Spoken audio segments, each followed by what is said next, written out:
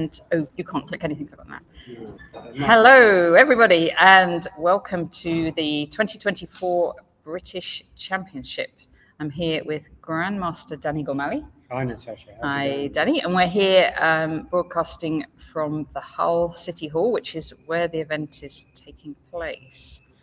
I'm going to click chat there, and you should be able to see any chats. Okay, the games have started. They've just started. So let's have a look. Should we look at Mickey Adams? Yeah, sure. Here we go. Let's go from the start. That isn't Mickey Adams. Let's look at this one, which is Mickey Adams. Okay, playing Tom Villiers. Sicilian defense. D4 takes. So this is all normal theory so far.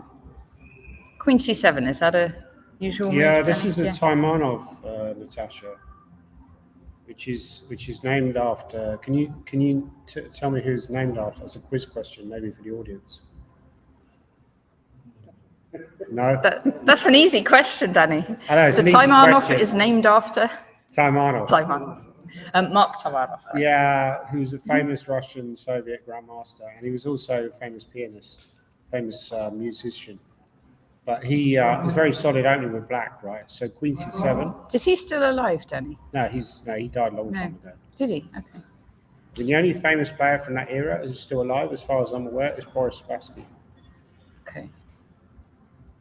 Bobby Fischer died some time ago. Yes. We're already getting to the morbid. We're getting a bit too morbid. We'll lighten the so F4, that's an interesting move. I actually saw Michael Adams once play this against Kurt Hansen in a game in the Istanbul Olympiad in 2000. Oh. And he went F4. One moment. I've just noticed a problem. And he won a very nice game. So he's played this F4 line before, actually. Okay. Actually, I'm going to put us smaller like that. Let's do it. There we go. Okay. So we might as well flick through a few of these games. Sure. David Howe, black against Jacob Connor Boswell. So now Jacob has been having some great results, hasn't he? He's a junior player. So maybe David would be a little bit frightened, do you think, today? I don't think David gets intimidated very easily. Does he know? He never gets frightened. He's more likely to scare people rather than... I'm sure it was... Yeah.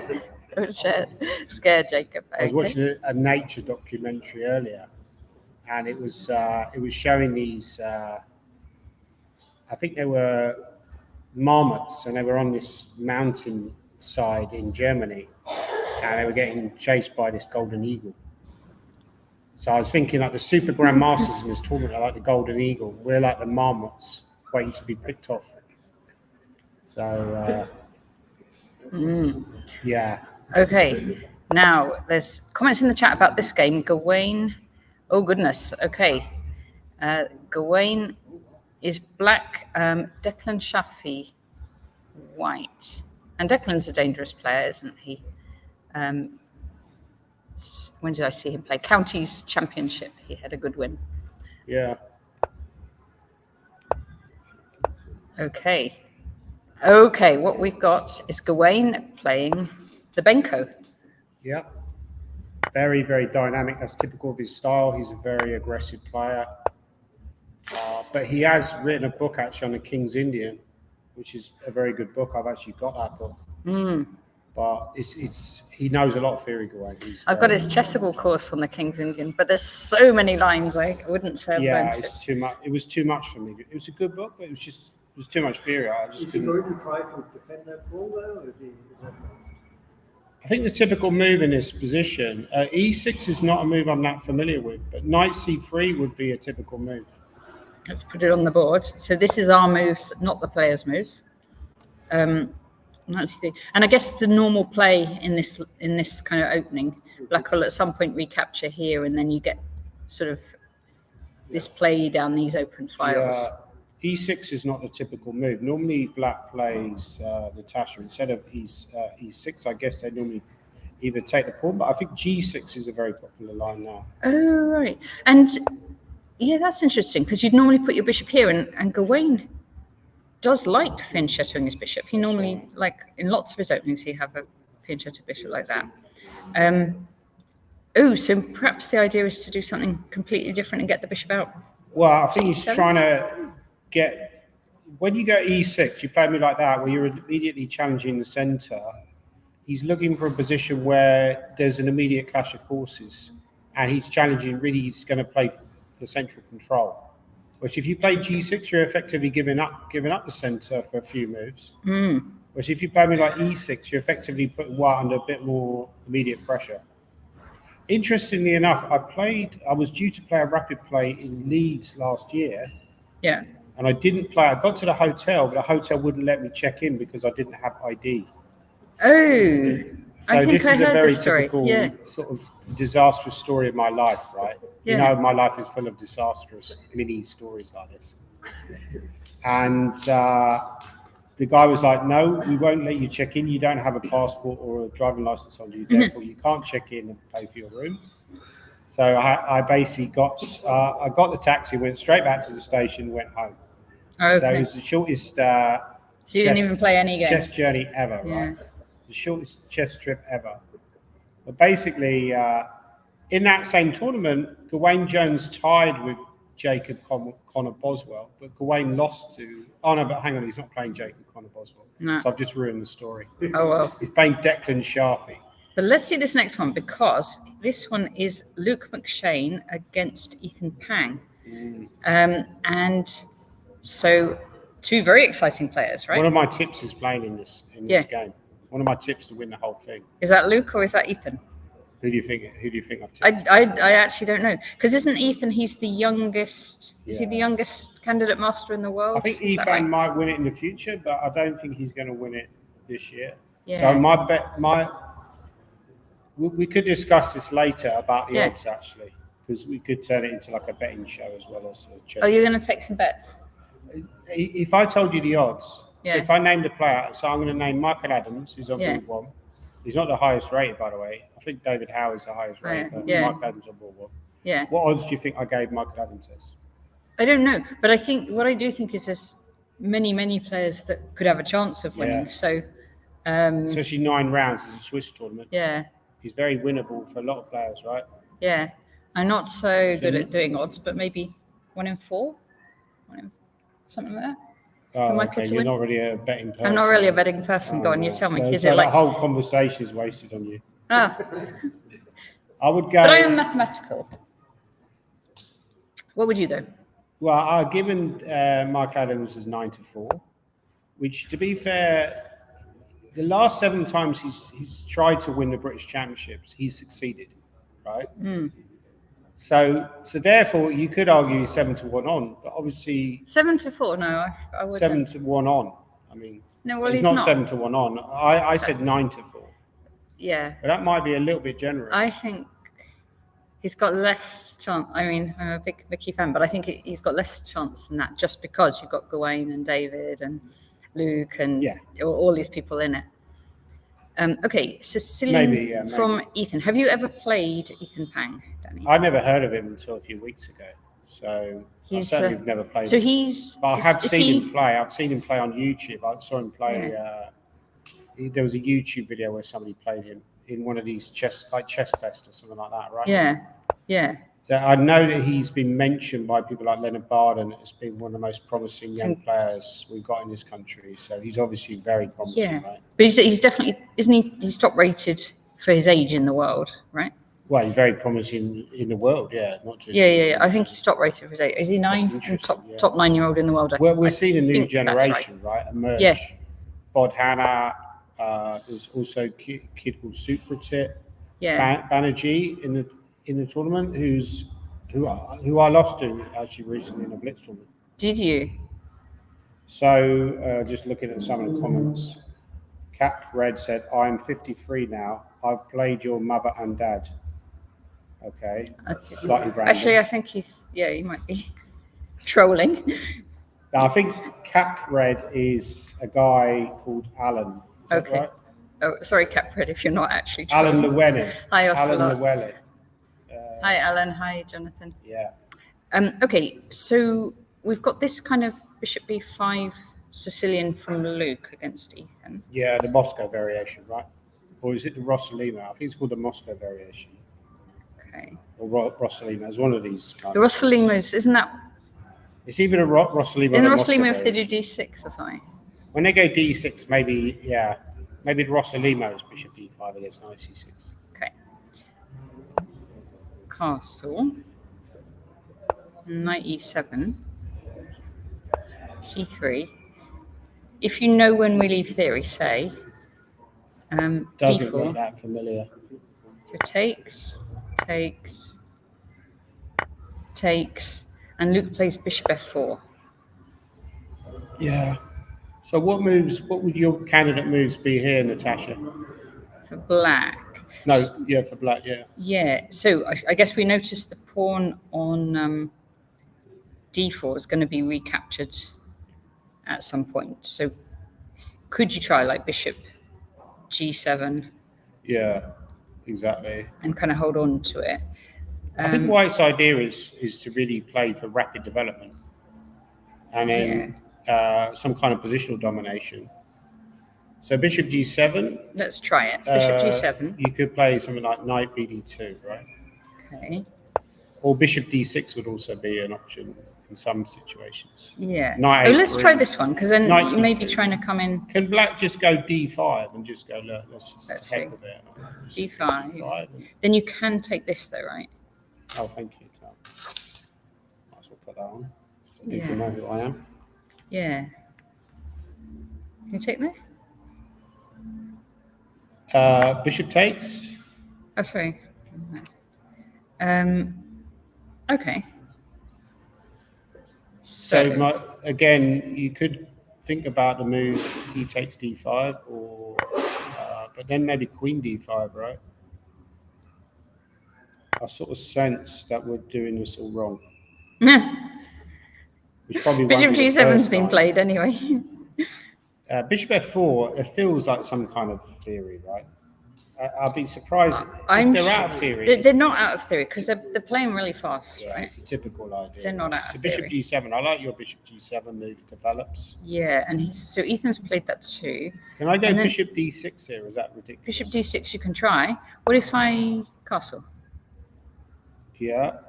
Oh, you're going to take on... No, let's see. let's see. There you are, I castle. haven't got that far yet. I don't think I'd take on C6 now. I could go knight D2 though. Try to go for a positional bind. Knight D2. Oh, bishop D6 has been played. You've got Luke's move, right? Doing well so far. We're doing well. We're guessing these. Okay. Yeah, he's playing for some kind of slight positional domination as compensation for the pawn, right? Yeah. Rather than just trying to regain. The problem is when you try to regain the pawn, you often allow black to liquidate with moves like D5. Right. So rather than doing that, bishop D6 is trying to bottle up. It's just blocking that pawn in. So, because we were thinking before, if you don't move the bishop there, that pawn will come forward. Exactly. So you're trying to block in. Mark Hebden did this thing to me once. I got my bishop on C8 was so blocked in, and it never really got out. So that's what he's trying, yeah? What happened in that game? Oh, Hebs won. Oh, no. It was terrible. That was very mean of Hebs. Yeah. Yeah, so if that gets cemented in there, this would have to come out maybe this way, yeah? Yeah, exactly. Yeah, it's not easy to free. What happens if you play a move like Queen B6? Is that ridiculous, or is just Queen B6? Let's say attacking this bishop. Certainly a move I would consider because you're hitting the bishop. Yeah. Threatening to win a piece. Yeah. So. Could I go bishop C4 and just allow you to take the pawn on B2 as well? Oh my goodness! It's crazy chess. Take it to give up another pawn. Yeah, knight DD2, and then castles maybe. Unless you got some kind of sack on. Also, there was knight A3 the last move. Maybe knight A3 last move was stronger. There wasn't bishop F7. No. Oh, you wanted to go bishop F7 immediately? I don't think it would work. So do you prefer knight A3? Let's try. Well, the idea of knight A3 is I could go to B5 and cut off your retreat as well. Yeah. If I go to B5, I then cut off your retreat to B6. And then maybe we'll actually try and castle at some point. Yeah, but if you castle, am I maybe getting close to trapping your queen? Not quite. But knight B5, let's say you castled, I went knight B5. Yeah. So now I'm threatening rook B1. I mean, I'd be very surprised if any of this happened. Yeah. But it's something you But would you probably could maybe calculate. you could do like D3 D3 so that you've got squares to on get you some C2. squares. Yeah. But if I take on D3 with a queen, what is happening there? Because I Oh, want a pawn back. see. You want a pawn And back. I'm happy to give up. You're my happy to two give up rooks your for a rooks. queen, Yeah. Yeah. because I feel like I'm so Yeah. active. Oh, you've got like all these pieces I out. don't like taking. No, you're right. These are too many out. I think this would be winning for white. I think you're probably right because this is still stuck and this is stuck. Even knight C7, rook B8, knight D5 looks very strong, right? Yeah. I agree. Anyway, but what I can tell you is that Ethan has castled. Yeah, that makes more sense. Yeah, queen B6 Yeah. is probably yeah. That's why he's the best 10-year-old in the world. Okay. Let's So sure we get keep the going. Roman See, Revolution let's see today. Stuart Conquest against Dave Ledger. Another Sicilian. There's a lot of Sicilians today. Lots of them.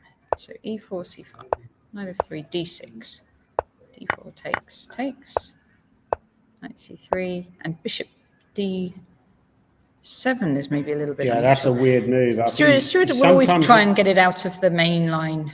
I think Reasonably. what you're seeing in those games, you saw that in Gawain Jones's game, and you're seeing that in the Stuart Conquest game, is that people are aware of the level of preparation now. In fact, you could even argue that chessable has destroyed many a professional career already, because people are so well prepared compared to what they were even like, say, 10, 15 years ago. So therefore, the way to avoid that is just to play weird stuff in the open and rely on your natural talent to kind of win through, right? You could look at it as chessable, giving a wide range of players the chance to learn the opening, as opposed to destroying professional careers. Although I got into a bit of trouble with the Chessable CEO because I said I did a YouTube video called "What It's Like to Fail as a Chessable Content Producer," and it didn't go well down. It didn't go down well at Chessable HQ. But did you think they would like it? No, it was my most watched video ever. Okay. Yeah. So A6 is So Bishop G5 is a tremendous move. E6, Queen D2, A6. A bit like a knight off. So you could ask, why has Black gone A6? Well, Black has gone A6, Natasha, I think, to stop Knight B5 ideas, right? Yeah. Okay, and so Dave Ledger's going with F4, and he wants to E5 and attack this. Could I go Knight C6 now? Yeah. What are you doing after Knight C6? I think so. Knight C6, and then perhaps. I've lost my water. What have you lost? Your water. It's just there, Danny. Sorry? Is it that? No, that's not my water. Okay. Somebody's stolen my water. Oh. There's a thief that's stolen my. I'll use my coffee can instead. Yeah. And then what? Castle long? Maybe? Sorry? Is it? No, not that one. That's not my water. I had a different can. It's a mystery, a developing mystery. I'll get the police involved. Right. So F4. Yeah. If knight C6. Is this what's happened? No, just F4's happened. So why not knight C6? So knight C6. Maybe you'd be concerned about exchange of queens. Knight takes C6, bishop takes, E5. 5. Because you don't want to exchange the queens. Yeah. But you'd have to go, H6 or something? Yeah, that's true. H6 is a good move, yeah. Bishop H4, and maybe even G5 is an option. G5. FG. And then could I just go knight 7 or something? Knight H7, okay.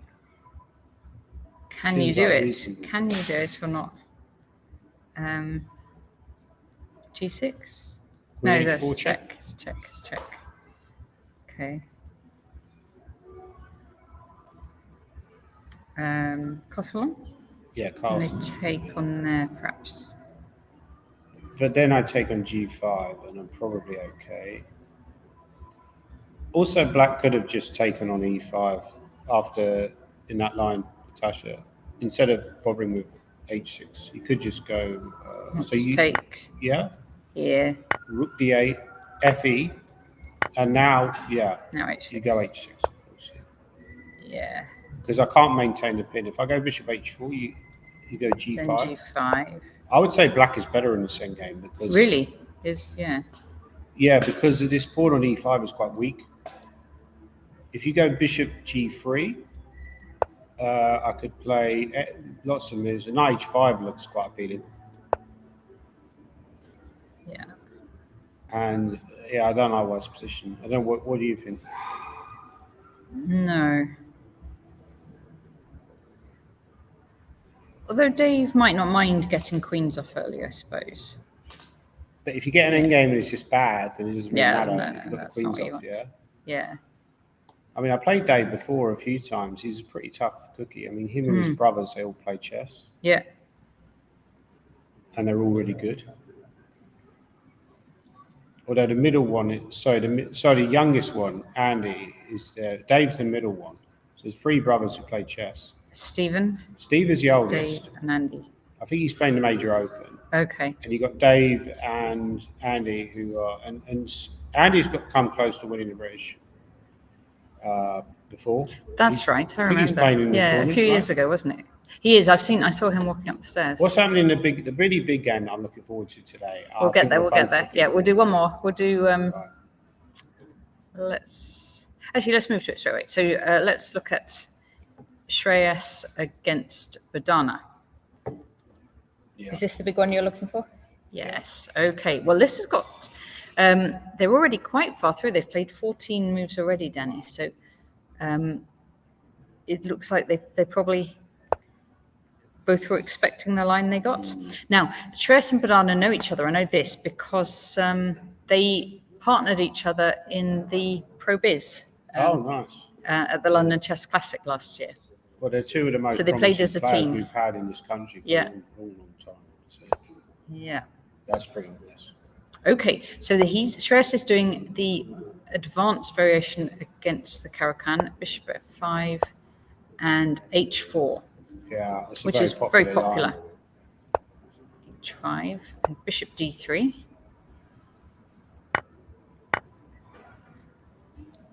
And queen a5 check from Badana. Is this theory? Do you know? Yeah, I think sometimes black wants to put the queen on a6 to try and get into an endgame. Yeah. Badana likes endgames as well.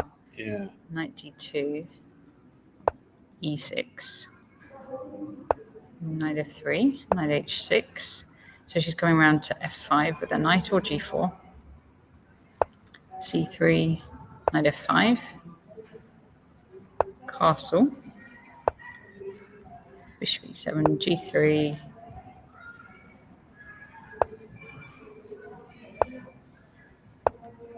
Okay, and she tries to exchange queens here. Would you worry about this, like if White did this, the kind of doubled pawns like that? I think the biggest problem that White would have here is it's difficult to make progress in the position. Like, what's your pawn break? Whereas black could actually play b4. Yeah. And put some pressure on the queen side. So White could maybe play a3 to stop it. That's right. But even so, you could still aim for it, couldn't you? Yeah, a lot of players be afraid of double pawns, but in fact, double pawns could often be a strength because they control a lot of squares. I mean, that pawn on c4, for example, is overprotected by black now. The square on c4. So it's very hard for White to come up with a constructed plan here. What's your pawn break? You don't have a pawn break, right? You can't. It's very difficult for you to engineer g4. So that knight at f5 is just going to stay there. Black can maybe go f6. Black's got this one and that one. Yeah. So I'd almost prefer to be black here, right? I mean, what would the engine say? Check the engine. Just see. Let's see on this. Whether it believes in us. This one is says very White's level. tiny Very bit better level. or equal. Yeah. Right? Okay. So, but Shreyas didn't want to go into that. Yeah, so this exactly. is it. I understand that. And what he did was drop his queen back. Yeah. Okay. And then c5 from Badana. a4. a4 and queen b6. Oh, Chess Patsy UK's in the chat. I think that's Jax. Hi, Chess Patsy UK. Good friend of Simon Williams as well. He actually just made a comment on my YouTube channel. He thinks David Howe is going to win the tournament, and he's going to win it in the most number of moves ever played to win it. Oh goodness, yes, he does often have very long games, doesn't he? He's got. I think he's one of the record holders. Is one of the longest ever games in a chess tournament. So he could be here for some time. You know, we might age a few years during this tournament. There's a few more games I want to pop in. I actually want to see. Well, just before we go back to that Hannah game, what did you think of the position, though? What did you think of? Kind of level. I mean, you think that Hannah's quite happy with his position? Yeah. Right. Yeah. I mean, she must be. If you got this position as black, you'd be quite happy with the way the opening's gone, right? Yeah. So what would White's candidate move be, just out of interest? What would you do here, Natasha? I'd be quite worried here as White. I mean, like, what's your actual next move?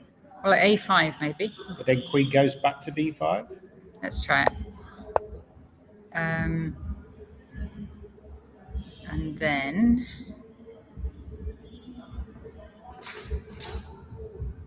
And maybe you take, so you could get the D4 square. Maybe take on C5, so you could gain the D4 square. Maybe. But still, like, knight takes. Okay. Yeah. If knight D4, I just shop and then go back to D7 or something. Like this. And Queen D7.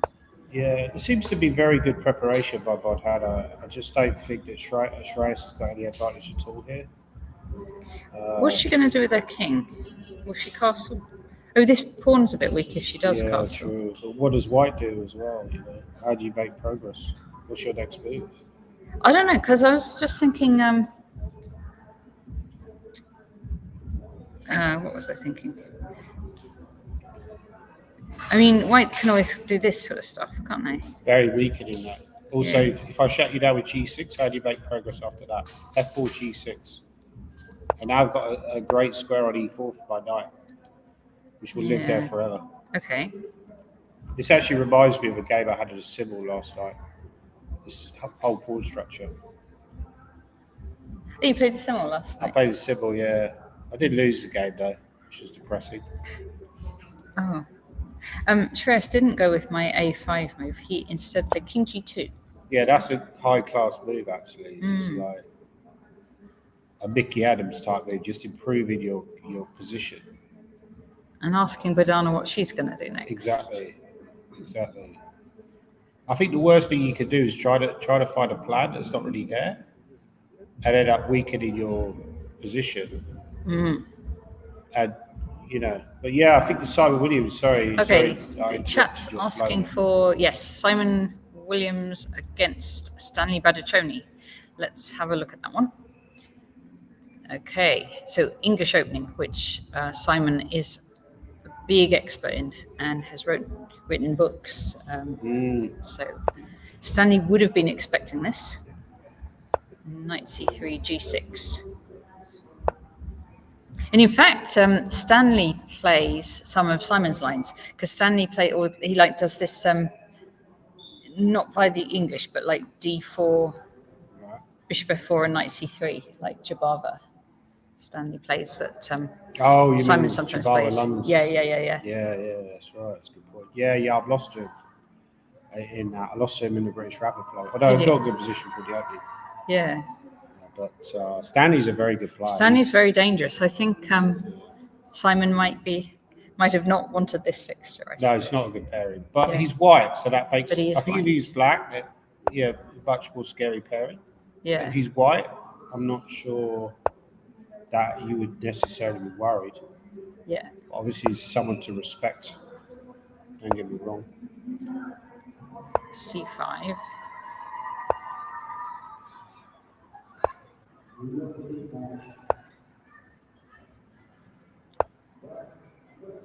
Okay, so Stanley, I think, has ideas of moving the B pawn. A6, A4. Yes, that's a typical plan there, Natasha, because your idea is to go knight c7. It looks weird to go knight e8 when your knight's on f6 control in the centre. But the point is the knight is kind of biting on granite because the pawn on e4 is so well defended. And you can't go to g4 either because I've got put the pawn on h3. Because the reason why white goes h3 is because they want to put the bishop on e3, but they don't want to allow knight g4. So black decides I want to go knight e8 to c7 to e6 and then dominate the d4 square. So that makes it difficult for white to make progress. Yeah, so Stanley's putting this plan into action, and Simon does indeed go bishop e3. Now the knight can't hit it. To b5. Yeah. Okay. So you might think black would recapture this pawn immediately. You'd lose a rook, right? Oh, yeah. You'll have to... that's not what I wanted to do. Yeah. Sorry, so he's gone in knight d4. Okay. Yeah, rook b1 makes sense. Rook b1, Why he rook wants b1? he wants to go b4. I think this might be some kind of weird theory, right? Okay. It looks vaguely familiar. Mm-hmm. The knight c7, I think Stanley's probably still in prep. He's like very well prepared. He's used... They start with 1 hour... Yeah, they haven't used that much time, right? And they're already quite a lot of moves in. And he used 4 minutes. Plus increment. Here. Okay, and now he recaptures the pawn. So that's where they are. Because if this queenside liquidates, Yeah. there might be good chances for Stanley to draw. Or even to win the game. Or even to win. Because b4 might be weak. I mean, the thing with Stanley, he plays a lot of chess. Yeah. And Simon, I know, obviously, is a very good player as a GM, but he's played a lot less chess than Stanley over the last year or so, right? So it's going to take him a while to get back into the groove of playing. And I think that's also true of some of the other players in the tournament. I mean, David obviously does a lot of commentary work at the moment. He hasn't played a lot of chess recently. Luke and Shane hasn't played a lot of chess. So it'd be interesting to see how they cope with, maybe this rustiness that they could have at the start. I've just seen a comment from the chat that Williams against Badaccioni is a matchup of the two best hairstyles in chess.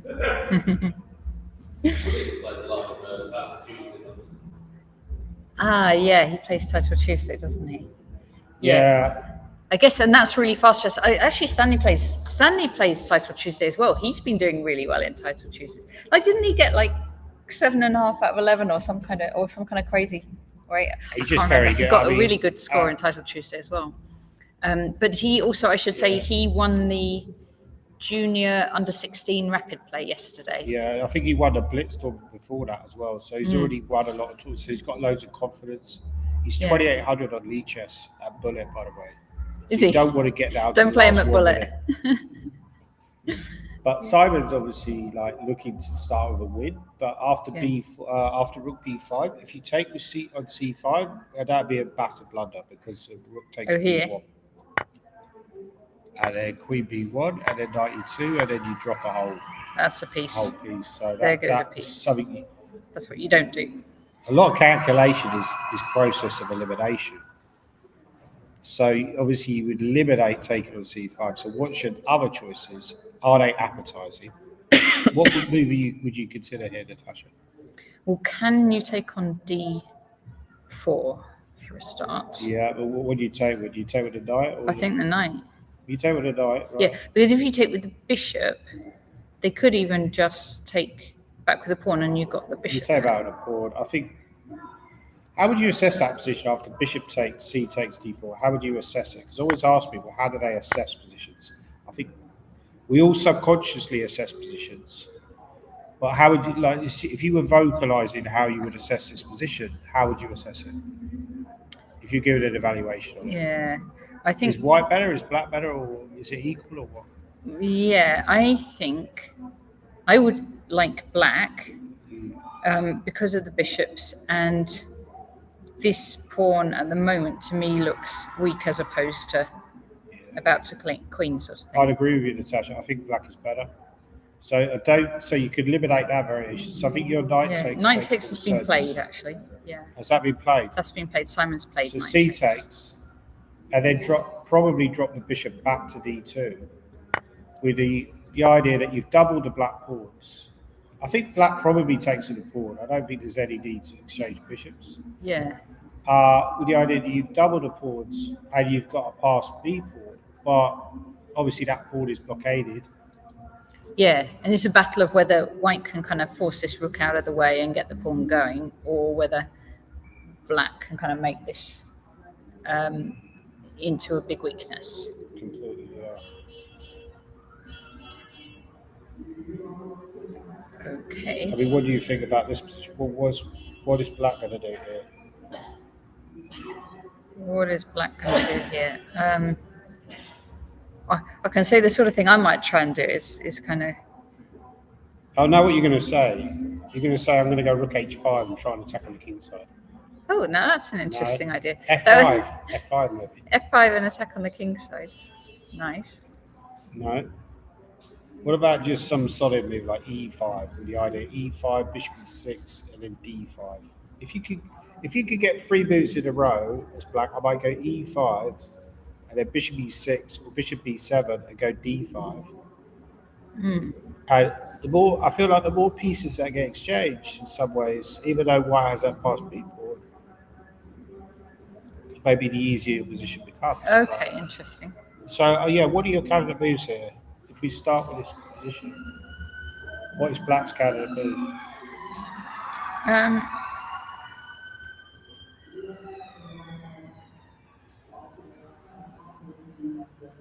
I don't know. Well, you were talking e5 just then. You'd probably want to get this bishop out, though, right? But where do you put it? If you go bishop e6, it's blocking the e pawn. Yeah, maybe. Bishop d7. Maybe a6 at some point A6, to just try and... yeah. Because you know that one there, that could be weak as well. Bishop a6 with the idea of maybe... It's very hard actually to know what black should play here because there's actually quite a lot of moves. And you really have to have a great understanding of the position to understand how black should be playing. What do we think the top move is according to the engine? Engine? Once... It says bishop d7, yeah, black is equal. Do it. Position's equal. Makes sense, right? I think a draw is quite likely in this game. I think Stanley is definitely underrated. Yeah. Simon a little bit rusty in round 1. So I'd say a draw is probably the favourite, if anything. Yeah. Maybe Simon will be annoyed. Because if either pushes too hard, the other opponent's dangerous. Yeah, but somebody's saying in the chat that Tom Villiers might be in a bit of trouble. Let's have a look then. Let's go back there. So this is board 1. Turn the engine off. Let's turn the engine back off. Yeah. Okay, so Tom Villiers has just pushed with c5, getting that break in. The chat said they would be very scared of this. Would you be scared, Danny? c5 doesn't look like a scared move exactly. No. I mean, the engine says that white is better, right? Because I think the ideas are like bishop e5, and then concrete play with maybe Put it on the board. trying to go for checkmate somehow. Okay, bishop e5. Let's say go bishop e5, queen a5. What is the actual idea? Sorry, bishop. Sorry, Danny, say again. Bishop e5. Let's say I went queen a5 here. What do you do? Yeah.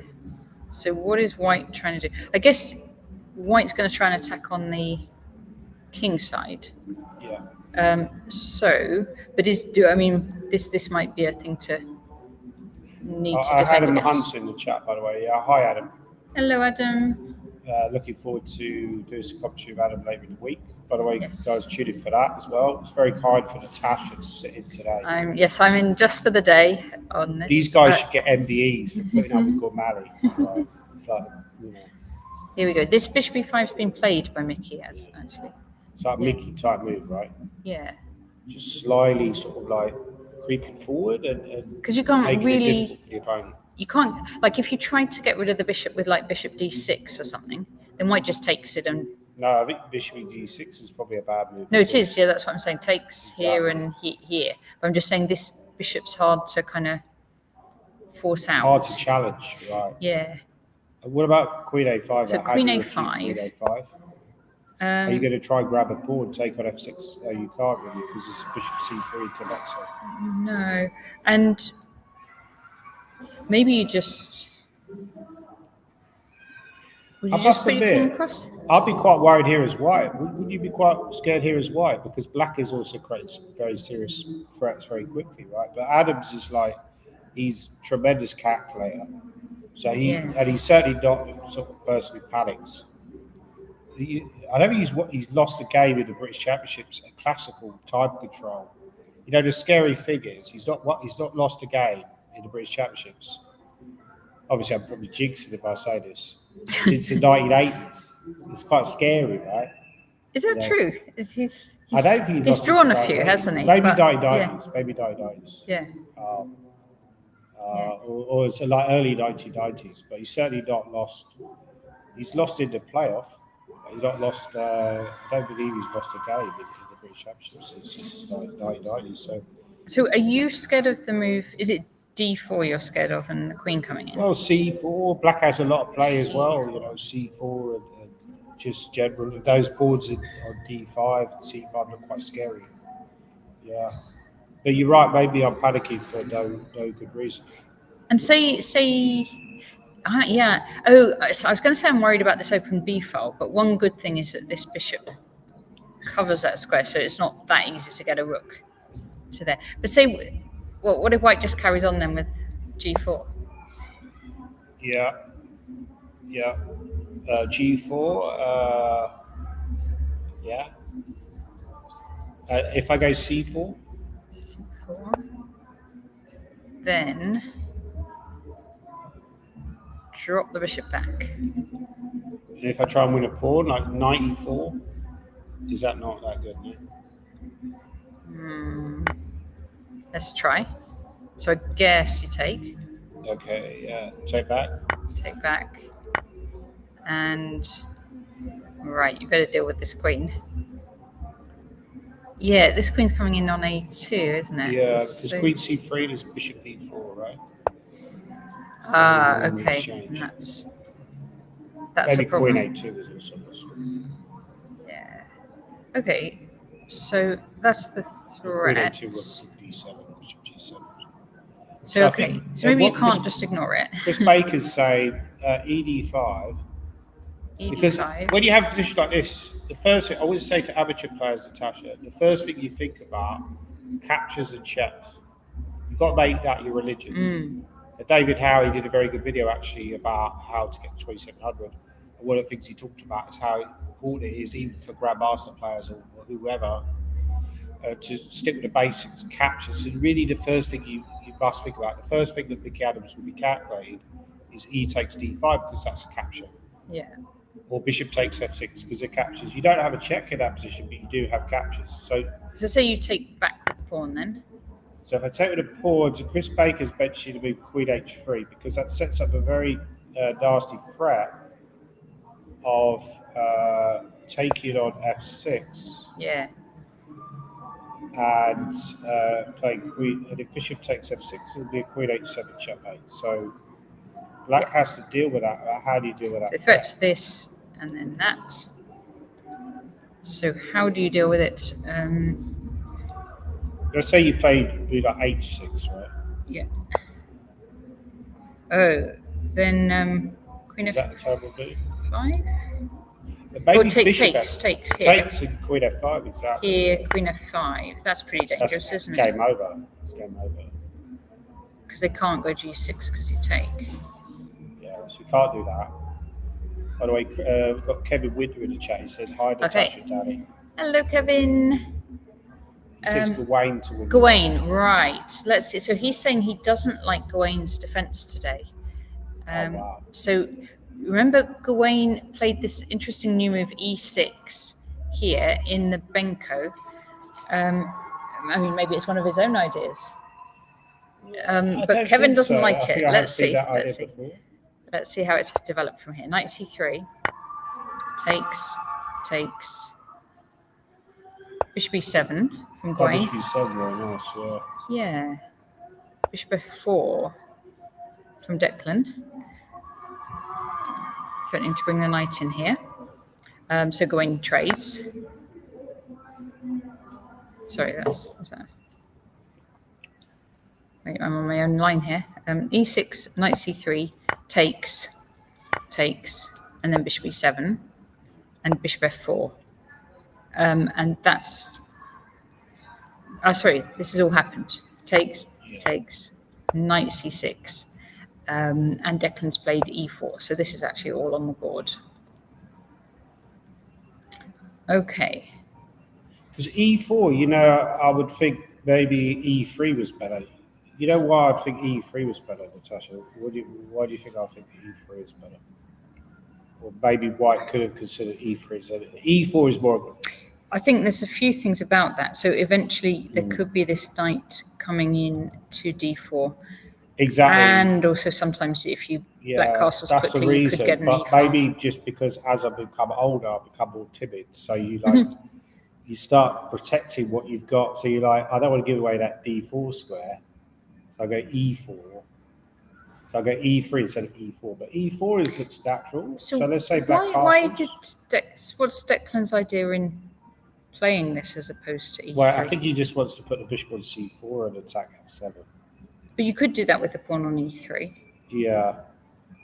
But let's say a castle now. What is... I don't mind this for Gawain, actually. Let's say a castle as black. Yep. What are you playing? Let's say White continues to develop, right? Let's say. Yeah.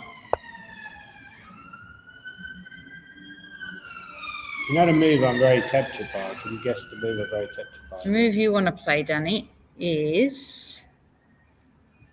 You're not going to try and go knight d4, give up your rook.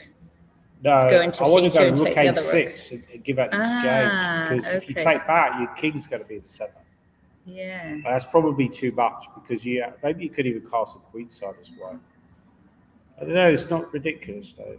But you could just go bishop a6. We were listening to this podcast the other day about the guy who was going a4, rook a3 and giving up the exchange on move 2 in bullet chess against Naroditsky. And he was just winning game after game. Yeah.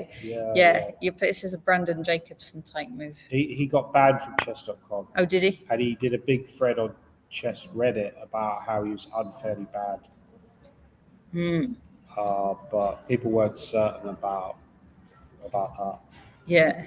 Yeah, Kevin Winter said they all say that. Yeah, exactly. He is a strong player. He played in Hastings recently and he did quite well. So he is a strong player. But obviously that doesn't mean he wouldn't cheat online. So do you think Gawain's going to give up an exchange then like this? So if I castle... Here? No, you can't. It's illegal. Yeah, castle queenside though. Yeah.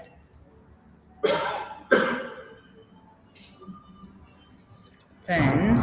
Can I go something like queen a5? Or it's just stupid, is it? Why? Because queen a5, I know I'm dropping d7, but I'm thinking, well, if I take on a2, your king is very exposed. Okay. Yeah, it might be too much, all this. It might just be too much. This is why we do the commentary. If we play these moves, it would last very long.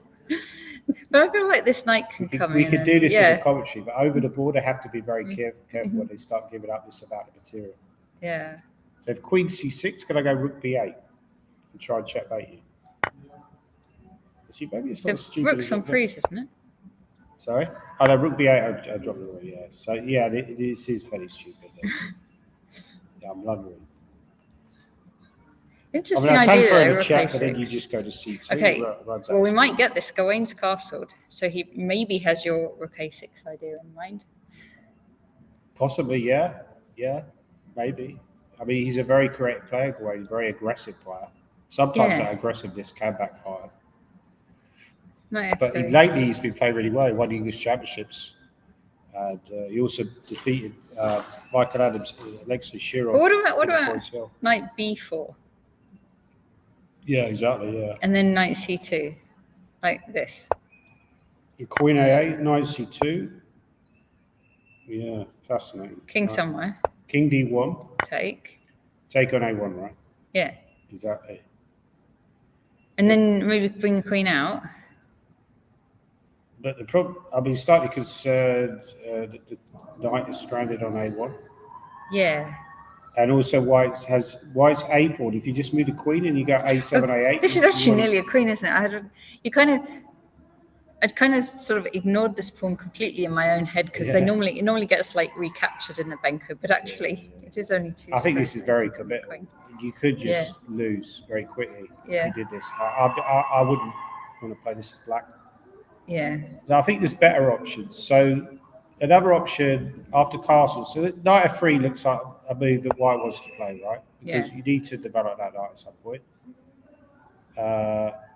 Now, another move is maybe queen a5 check. Is it up? What about just bishop a6? Is also possible, right? Yeah. Because maybe after bishop takes a6. Okay, let's try bishop a6. Yeah. Instead of taking a rook, I go queen a5 check. Which is a very important point. Okay. So here, queen a5, yeah? Yeah, and if bishop d2, then I take on a6. That's interesting, isn't it? And then that Makes blocks. more sense. Yeah, because now you're misplaced because your king is... And you can't castle the other way as well because a2 is falling. So this is interesting, yes. So this could like be this it, you know. This could be what he's got in mind. You don't need to go crazy with rook a6. Yeah. And lose everything. No. It's too early in the tournament to lose all your pieces, right? Yeah, in round 1, move 10. You don't need to take crazy risks. No. Although it's a short... the British used to be 11 rounds, right, Natasha? Yeah, that's true. It used to be played over 2 weeks, didn't it? And they've compressed it into kind of... They'd have a rest 1 down week to Saturday. and 2 weekends. Yeah. But I think partly the reason why they made it 9 rounds was because they were struggling to get the numbers. Because people wouldn't be able to take 2 weeks off. Yeah, makes sense for to holiday. me. I wouldn't. So they decided to make it 9 rounds. But obviously over 9 rounds, it's more cutthroat in a way. If you were to lose a game, you're already struggling. Over 11 rounds, you have a little bit more leeway. Yeah. So interesting. What's happening? Let's check David and game, Jacob. Yeah. Let's just see where they've got to. Okay. So David's kind of manoeuvring this knight round. Where's he going to go? Here or here, I suppose he could go. I think his idea is to go knight. Where did the knight just come from? The knight D7 did come from D7, yeah. He wants to go to E6. Yeah. Knight F8 is a very classy move. He wants to go knight E6, I think. But what can white do now? What would you play here, Natasha? I might want to try and get E4 in. I'm not saying a move now, but like something like rook E1. Right. But then if I go knight E6?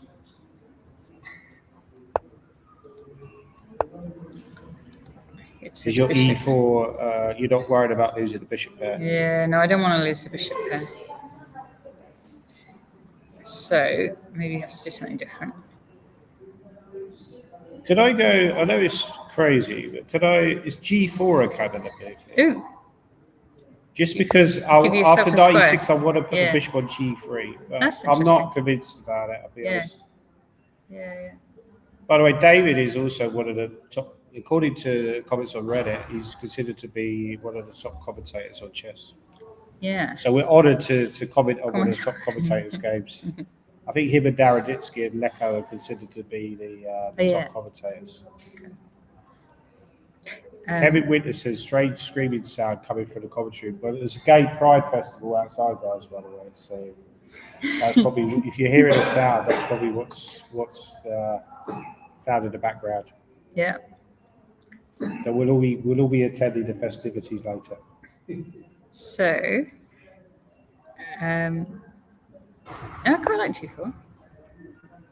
I'm not. It's a typical. It's a classic middle game position, Natasha, where white needs to come up. White has pieces on excellent squares, but black is really blocking. If you play with like knight b5, actually knight b5. Yeah, I was looking at knight b5. That's what I've been looking at. Yeah, knight b5 is an interesting move Yeah, because actually, and if you go like c6 or something, you can you still drop in there? Probably. Well, c6, I win a pawn, right? C6, you just take it. Maybe c5 actually, because c5. There's no route to c6 or knight e6. Well, you could go. Depends what you like of the material here, but you could take that and then come in here. Yeah, there's some knight f7 ideas, right? But I'm not sure whether that's actually favouring white or not. No. Might not be. It's unclear, I would say. Yeah. So knight b5 is like the going home. Oh, but why don't you take this one first? Yeah. Then if I take out a pawn, though, what difference does it make? I don't know. I feel like that could, like, if we're opening this up and. Could I play a bit like knight c4 here? Knight c4. Because after knight c4, I'm threatening knight d6. Here? Yeah. And if you take on c4, this is a typical idea in these kind of positions, by the way. Knight c4. If you take on c4, then I take on b7. Oh, and then you go here. No, because the rook's on this one. Oh no, bishop again. Yeah. So you can't do any of that. You can't take on c4, probably. You can lose it. No, you wouldn't take, probably. Yeah, so the threat's to come in here. If knight e6, though, knight e6 might be critical, right? Because you're hitting, you hit knight e6, sorry. Maybe knight e4. Oh, knight e6. Because you're defending c7. And if knight d6, there's knight f4 ideas, maybe. Yeah. It's starting to get very murky anyway. Yeah. So white could consider knight b5 anyway. I don't know whether it's a good move. Yeah. Knight b5, there's also knight e6. Ah, knight e6 straight away. Okay. That makes sense. It does allow knight c6. So it's all getting a bit complicated, right? So they take. But I'm not sure that's a good move. Yeah, you take. And they take here. Rook takes. And then let's say I take on f4. Take back. But then, yeah, and then queen d7, right? Queen d7. And... Can I get away with queen d7? Yeah.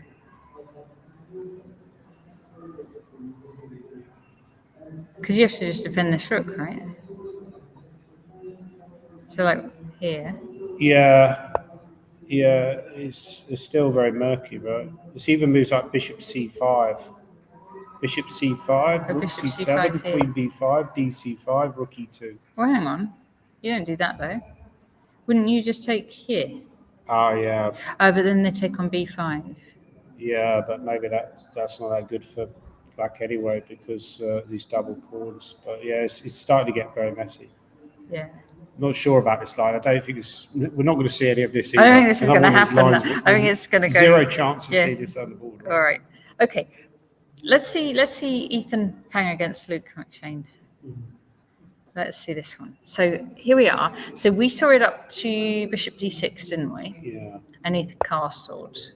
And so this follow-up, knight d2, we talked about.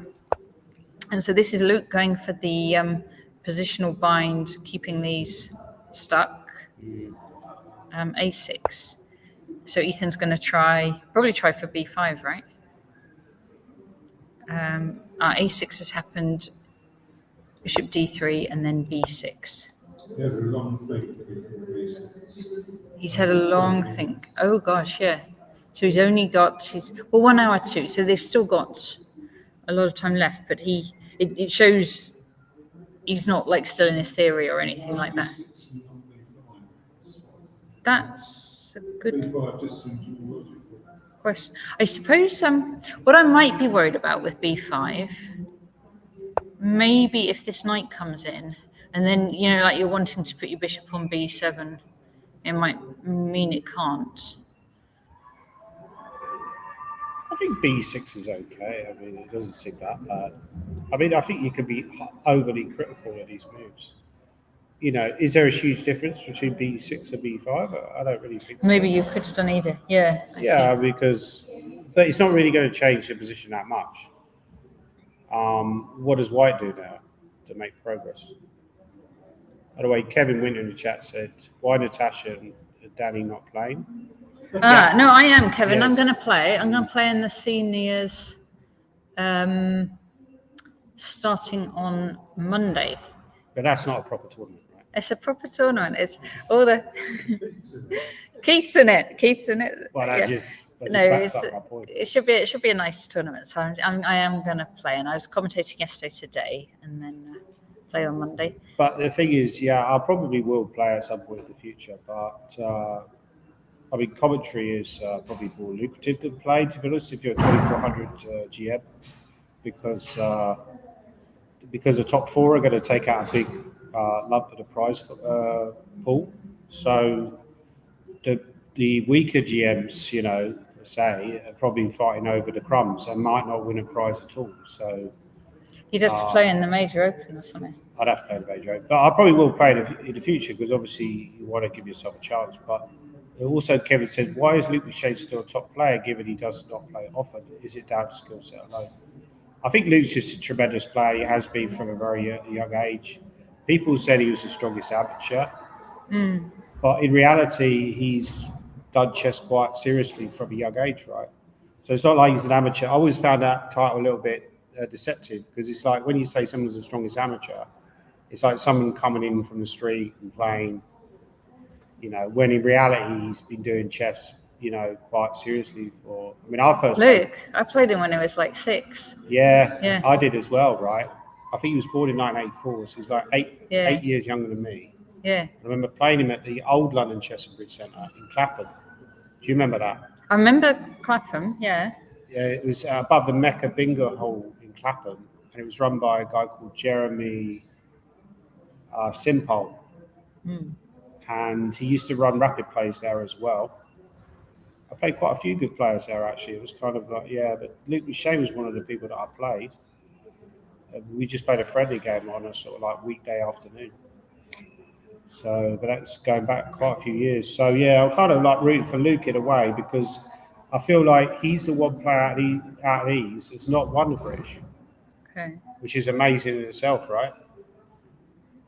Well, he hasn't played for a little bit, has he? He hasn't played that many British championships. I mean, he's probably only played like 2 or 3 over the last 20 odd years. I think he got very close to 2002. He lost to 2002 in the last round. You? No. He actually beat me in that same tournament.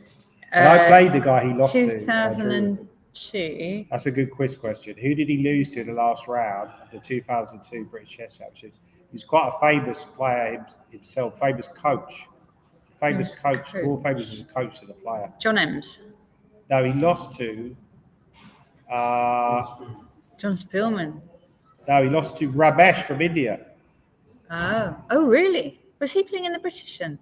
Yeah, it was a period it was a 2-year period where Ramesh won in 2002 in Torquay, and in 2003, Abhijit Kunse won in Edinburgh.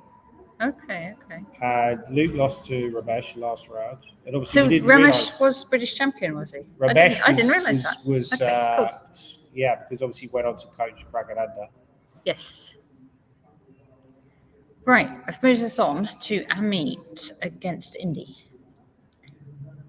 Yeah, Amit, that's another guy who's played who's actually got an interesting chance. I think that's a tough period for Amit, actually, because Indy is somebody who I've never beaten Indy. I played him twice with White, and both games were drawn. So he's an underrated player. Yeah, definitely underrated. Another underrated junior or younger player. I'm not sure if he's still a junior, but I think he is. I'm prepared to be corrected, but I think he is. Okay. By the way, somebody said, I don't know how it's possible for someone like McShane with a demanding full-time job to keep up with 2600 GM level prep. I don't think he is. I think he is a full-time chess professional, as far as I'm aware. He just doesn't play very often. He does a lot of coaching. He's coaching some guy called Sohan Lahia. Oh, is he? Okay. who's actually from a very rich Indonesian family. So he's like, He's a good player. he's obviously got, the family's got a lot of resources to pay for coaching and stuff. So he's tagged along with there, but he's doing very well because he's really improved lately. So have the higher. Yeah, I think he did work in the city in the past, but I'm not sure if he's working there full time or not now. So I know he's doing chess still quite seriously. What do you think of this, Danny? Yeah, Amit's quite. Yeah, Amit's just kind of like hit the queen. Hang on, what was it? Oh no, some kind of ratty. Yeah. Yeah, it feels like another guy who's just prepared unbelievably well. Yeah, Indian Southcott Moyes. All these juniors are so well prepped. That's one of the great things about doing the commentary, Natasha, is you don't have to You don't prepare. have to know the openings in depth. And the depressing reality of being out prepared by these juniors and outplayed by them as well, right? It's just, I don't have to. But yeah, okay, so after A3, what do you play? I'm probably going to move the queen. Right? Going to move the queen. As a wild guess. Yeah. Where are you going to move the queen to? Well, Queen A5, is that a move? Queen A5. What's happening with this knight, right? So if Queen A5, because you could put it to C4 now, right? Yeah. So there's all sorts of things happening here, isn't there? Because this is kind of lined up. This king, obviously isn't going to be able to castle because it's moved. Has Luke given up a pawn for this? Amit. Sorry, Amit's given up a pawn. So 1, 2, 3, 4, 5, 6. Yeah. So Amit's given up a pawn to kind of keep this king in the center. So what can he make of it? Well, the first thing you think about is black is threatening E5 at some point, right? Because the bishop is defending the knight. Yeah. So I can't meet E5 with queen B3 because you go bishop takes D6. We got it like E5, queen B3, EF4, then queen F7, checkmate. But E5, queen B3, this bishop takes D6, right? But you could go E5, knight. You could go knight C4, yeah. So then I'm probably going to hit the knight as well with the queen, and then you might end up dropping the bishop. Yeah. So could I play? Maybe I could start with be like knight D2. Yeah, that makes sense, doesn't it? Or does it? Because also there's G5 to calculate. G5. All right. Well, let's do the same thing, yeah. G5, maybe knight DC4, right? Maybe knight. Knight on D2. They're both on D line. What about starting with queen B2? Oh, instead of queen A5. And then that forces knight D2. Yeah, knight D2. Exactly. That's another line. The variation of calculate, right? But what is the benefit of having a queen on B2, Paul? Well, just sort of like when your tempo to play E5, and then he's going to hit the queen afterwards anyway. Maybe still this one. As long as black's not running out of squares. I would play the other knight C4. Other knight, because I feel. Oh no, you might be right actually. Because when I take on E5, the D6 is hanging, right? Yeah. But where do you actually specifically put the queen? So you have to calculate this line. You shouldn't go like E5. I go knight C4. You should, like brute force calculate it. Where do you actually put the queen? B8, but then rook B1. Where are you putting the queen in?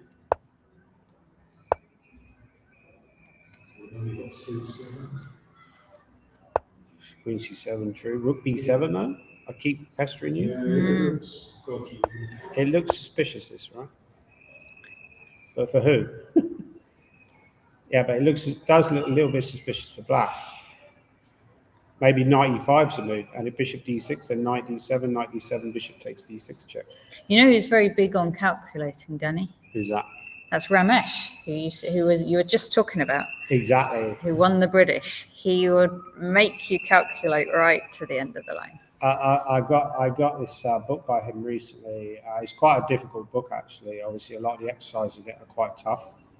But he does give some very good advice on calculation. One of the things he says is you should try to calculate quickly But you should also try to calculate as accurately as possible. Check your lines and make sure you're not making any mistakes. So there's no point calculating long variations if they're all wrong. Obviously very difficult to do, right? Yeah. Because you've got to calculate everything, but you've also got to do it accurately. So that's why they train. So a lot of these Indian guys, they train, like working under Ramesh and so on. All they do is they train on their calculation because they realise that calculation is such an important part of chess. Yeah. Have you seen?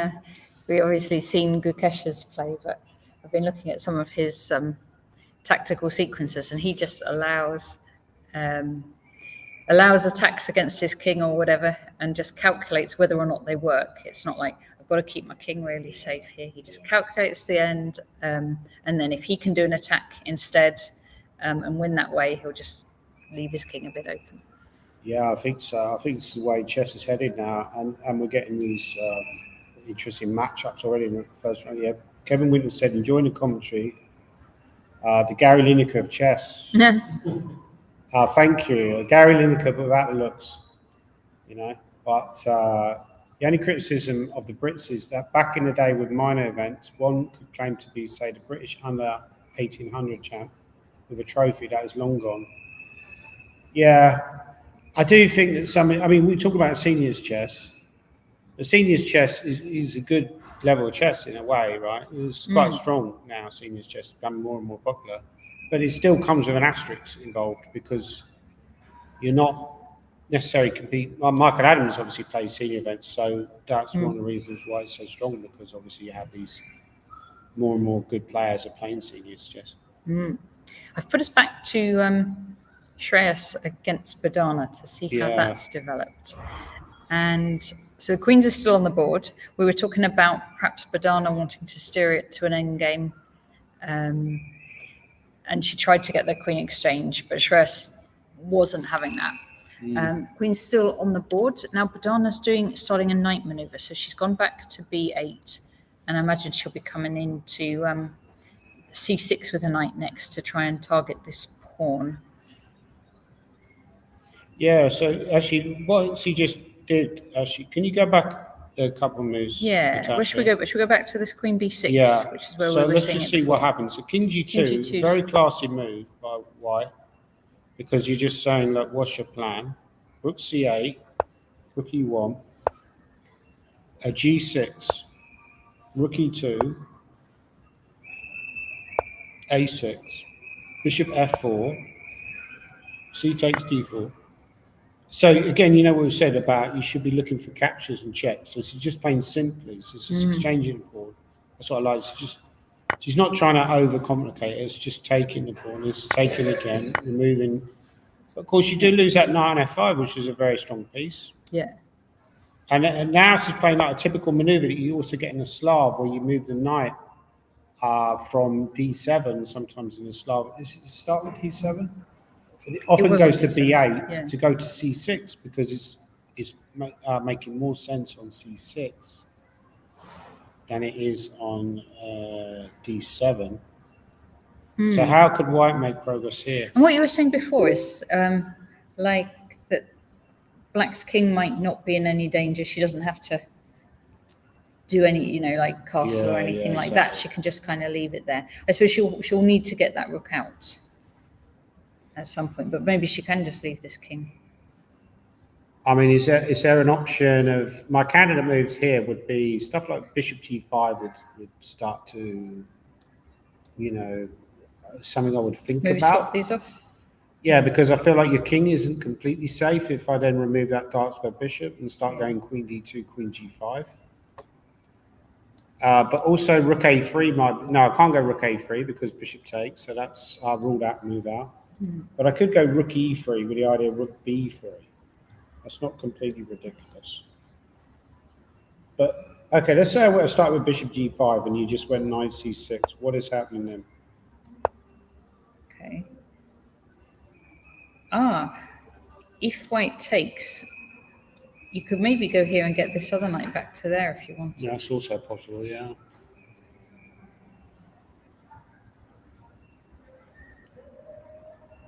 Maybe Shreyas would kind of get his queen up. Queen D2 makes a lot of Queen sense. D2. Yeah.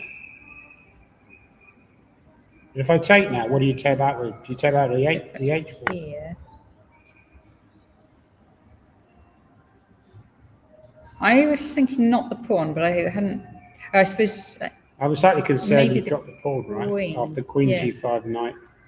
But Oh, I there is see. Queen E3, Knight D4, Queen E3. Okay. Because you have to go Rook C4, but then you're in the pin. So maybe Knight D4 is a blunder. There's Queen E3. Yeah. There's some I'm losing material, right? Rook here. Which is why it was also important Yeah. to go King G2 earlier. Okay, yeah, because otherwise you've got this tactic, one of these tactics. Yeah, because I'd have a check on F3 or E2, right? Yeah. Yeah.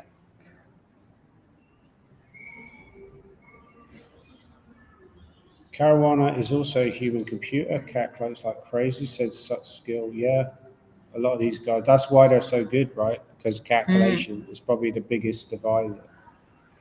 I'm going to try and do a masterclass later, if technology will allow me, and talk about the difference between amateur players and professional players when it comes to calculation. Yeah, Kevin Winter said, but Hannah is great at strategy, but she seems to avoid tactics. I get a sense of her style. It's quite simple, right? She does play tactics. But yeah, I like in terms of this attack, like if once she's exchanged a whole load of pieces, then she's not kind of getting mated. But she's quite tough to beat because she's like Mickey Adams. He always puts her pieces on natural squares and a very solid positional player. Yeah. I think that's her style, is really positional. And from what I've seen of her games, she's just got a generally good all-round style. And she's tough mentally as well. I think she's tough mentally. She doesn't panic. You know, like a lot of players. She play long games. She also plays long games. Because I was commentating on the British, 2 years ago? Yeah. And I was said to Badana, come into the commentary room when you finish your game. But at no point she'd finished the game. She was playing and playing and playing. And yeah. I mean, and that was when she was 7. She's probably the most promising, I would say, woman player since, girl player since Judith Polgar, right? Full stop. So whether she can become overall world champion, that's less clear because obviously the standard is so high now. But she's got, she's probably, would you say she's our best prospect that we've had for quite a few years? She's great, yeah. And she's been selected to play for England in the Olympiad team, which is very exciting as well because obviously she'll get very good experience from that. So it's all good, at the moment. Yeah. I mean, and there's a few young players. There's a few young players. I think there's at least a couple of others. There's also there's a scary development. Let's just have a look further down the boards because there are some really good players. The guy playing see? against Wadsworth is like a 10-year-old 2300. Oh, okay. Let's see that. Where's that? Which is terrifying. Here we go. Right? Let's see. Or this one. Okay. Ukrainian. So this is Maxim Larchikov against Matthew Wadsworth. So I think Maxim Larchikov was playing in the British a couple of years ago in one of the category sections. But he's pretty young, isn't he? He's really young. I think he's like 10, isn't he? Yeah. Yeah, he's scarily good. Let's see Super Tits as well. He's playing Jonah Willow. Yeah. Right, let's have a quick look at this one and then yes. So this one. Are we sure that this is a 10-year-old, the guy playing Wadsworth? I'm not sure he's 10. I think he's young. I could look him up. Shall I get my FIDE chess rating? Super Tits is definitely 10. Yeah, he's just this 1 year older than Badana. I think. Yeah. 1 year older than Ethan. And 1 year older than Ethan. And yeah. You used to coach Super Tip, right? Up to the week 17 number. But I think originally he represented Scotland, but I don't know if the family was based in Scotland. Well, the family came from India when he was 1, then started playing in Scotland during lockdown, and basically moved to London to get more tournament play when he was. This isn't the player I'm thinking of. I think it must be somebody lower down. Right, Lajikov 2009. It's not. This isn't the same. No. There's. I think he might be lower down. He might be one of the like higher rated seeds. Yeah. Like, so he's like playing in the top half of the tournament. Okay. So this guy 2009, so makes him 15. Yeah, he's not that. He's young, but he's not that young. I think I might have played him before. I think I drew with him actually. I think the kid I'm thinking of is actually Polish. So if you go down a bit, go down a bit. Let's have a look. But it's there's loads of really young good players. We actually got to. Scary house. I want to see. Let's see Akshire against Hebs. Oh, maybe it's Lutsko. Is it? No, it's not Lutsko. There's we can look at Jan Moore against Peter, and we can look at Oleg Verbitsky as well. But there's millions of them, so we've got to look at all of them. Right. Okay. Let's see Akshire against Hebs anyway. Right. How's this? Hebs is quite good for Heb actually. Hebs is getting his kingside pawns like a going. Benoni, but it seems to be quite good practical chances. Yeah. He's gone F4, so I think the idea is to put some pressure on the king side.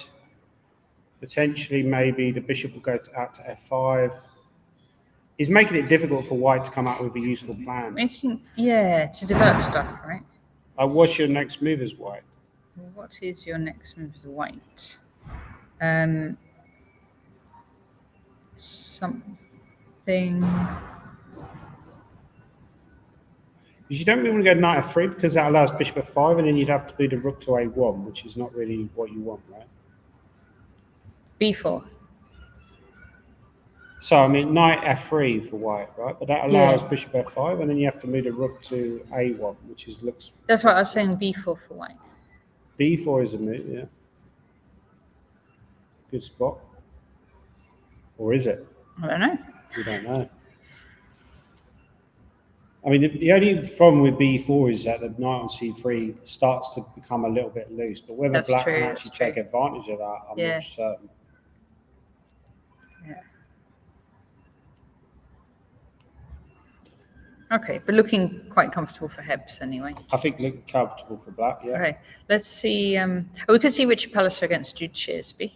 Right. So here, Richard. How do you think this is?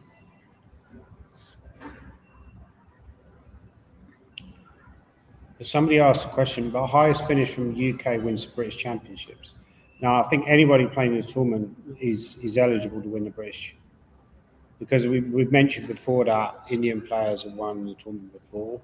If you're in a tournament, you can... Whereas if I played the Scottish Championships, I played the Scottish Championship before and I tied for first, but I didn't win the tournament. Because you're not eligible to win the tournament if you're not Scottish. But the British, as long as you're eligible to play, so there's what's the word? Eligibility. Eligibility rules, right? I'm not really good at pronouncing some of these long words, you know. But I think I'll be honest, I think they make it too easy to get in the British sometimes. But those are the rules, you know, and we have to respect them. So everybody playing is therefore eligible to win the tournament. And yeah, some of the foreign players have a legitimate shot of winning, right? I would say foreign, but you know, representing different federations. That's the guy I was talking about. He's playing But he's 20. I just looked him up. Is he? Yeah. Well, I looked him up and he was like born. You sure about that? Yeah. Look, there you go. I said he was born 2004. Oh, okay. Maybe I just got confused. I often get confused. What happens when you get older, right? Yeah. Thanks for asking me that. You get confused easily, right? Yeah, it's true. What's happening in Peter Wells' I game? was just this one. I'll go there in a second. Yeah. But this one looks all right for black, doesn't it? I'm thinking like black can kind of get these pawns going. Yeah, Jude Shearsby's got an interesting backstory because he's from Leicester area, like Mark Hebden, Glenn Fleer, sort of. But he's not from a great. Like a lot of chess kids, I would say, are from quite well-off backgrounds.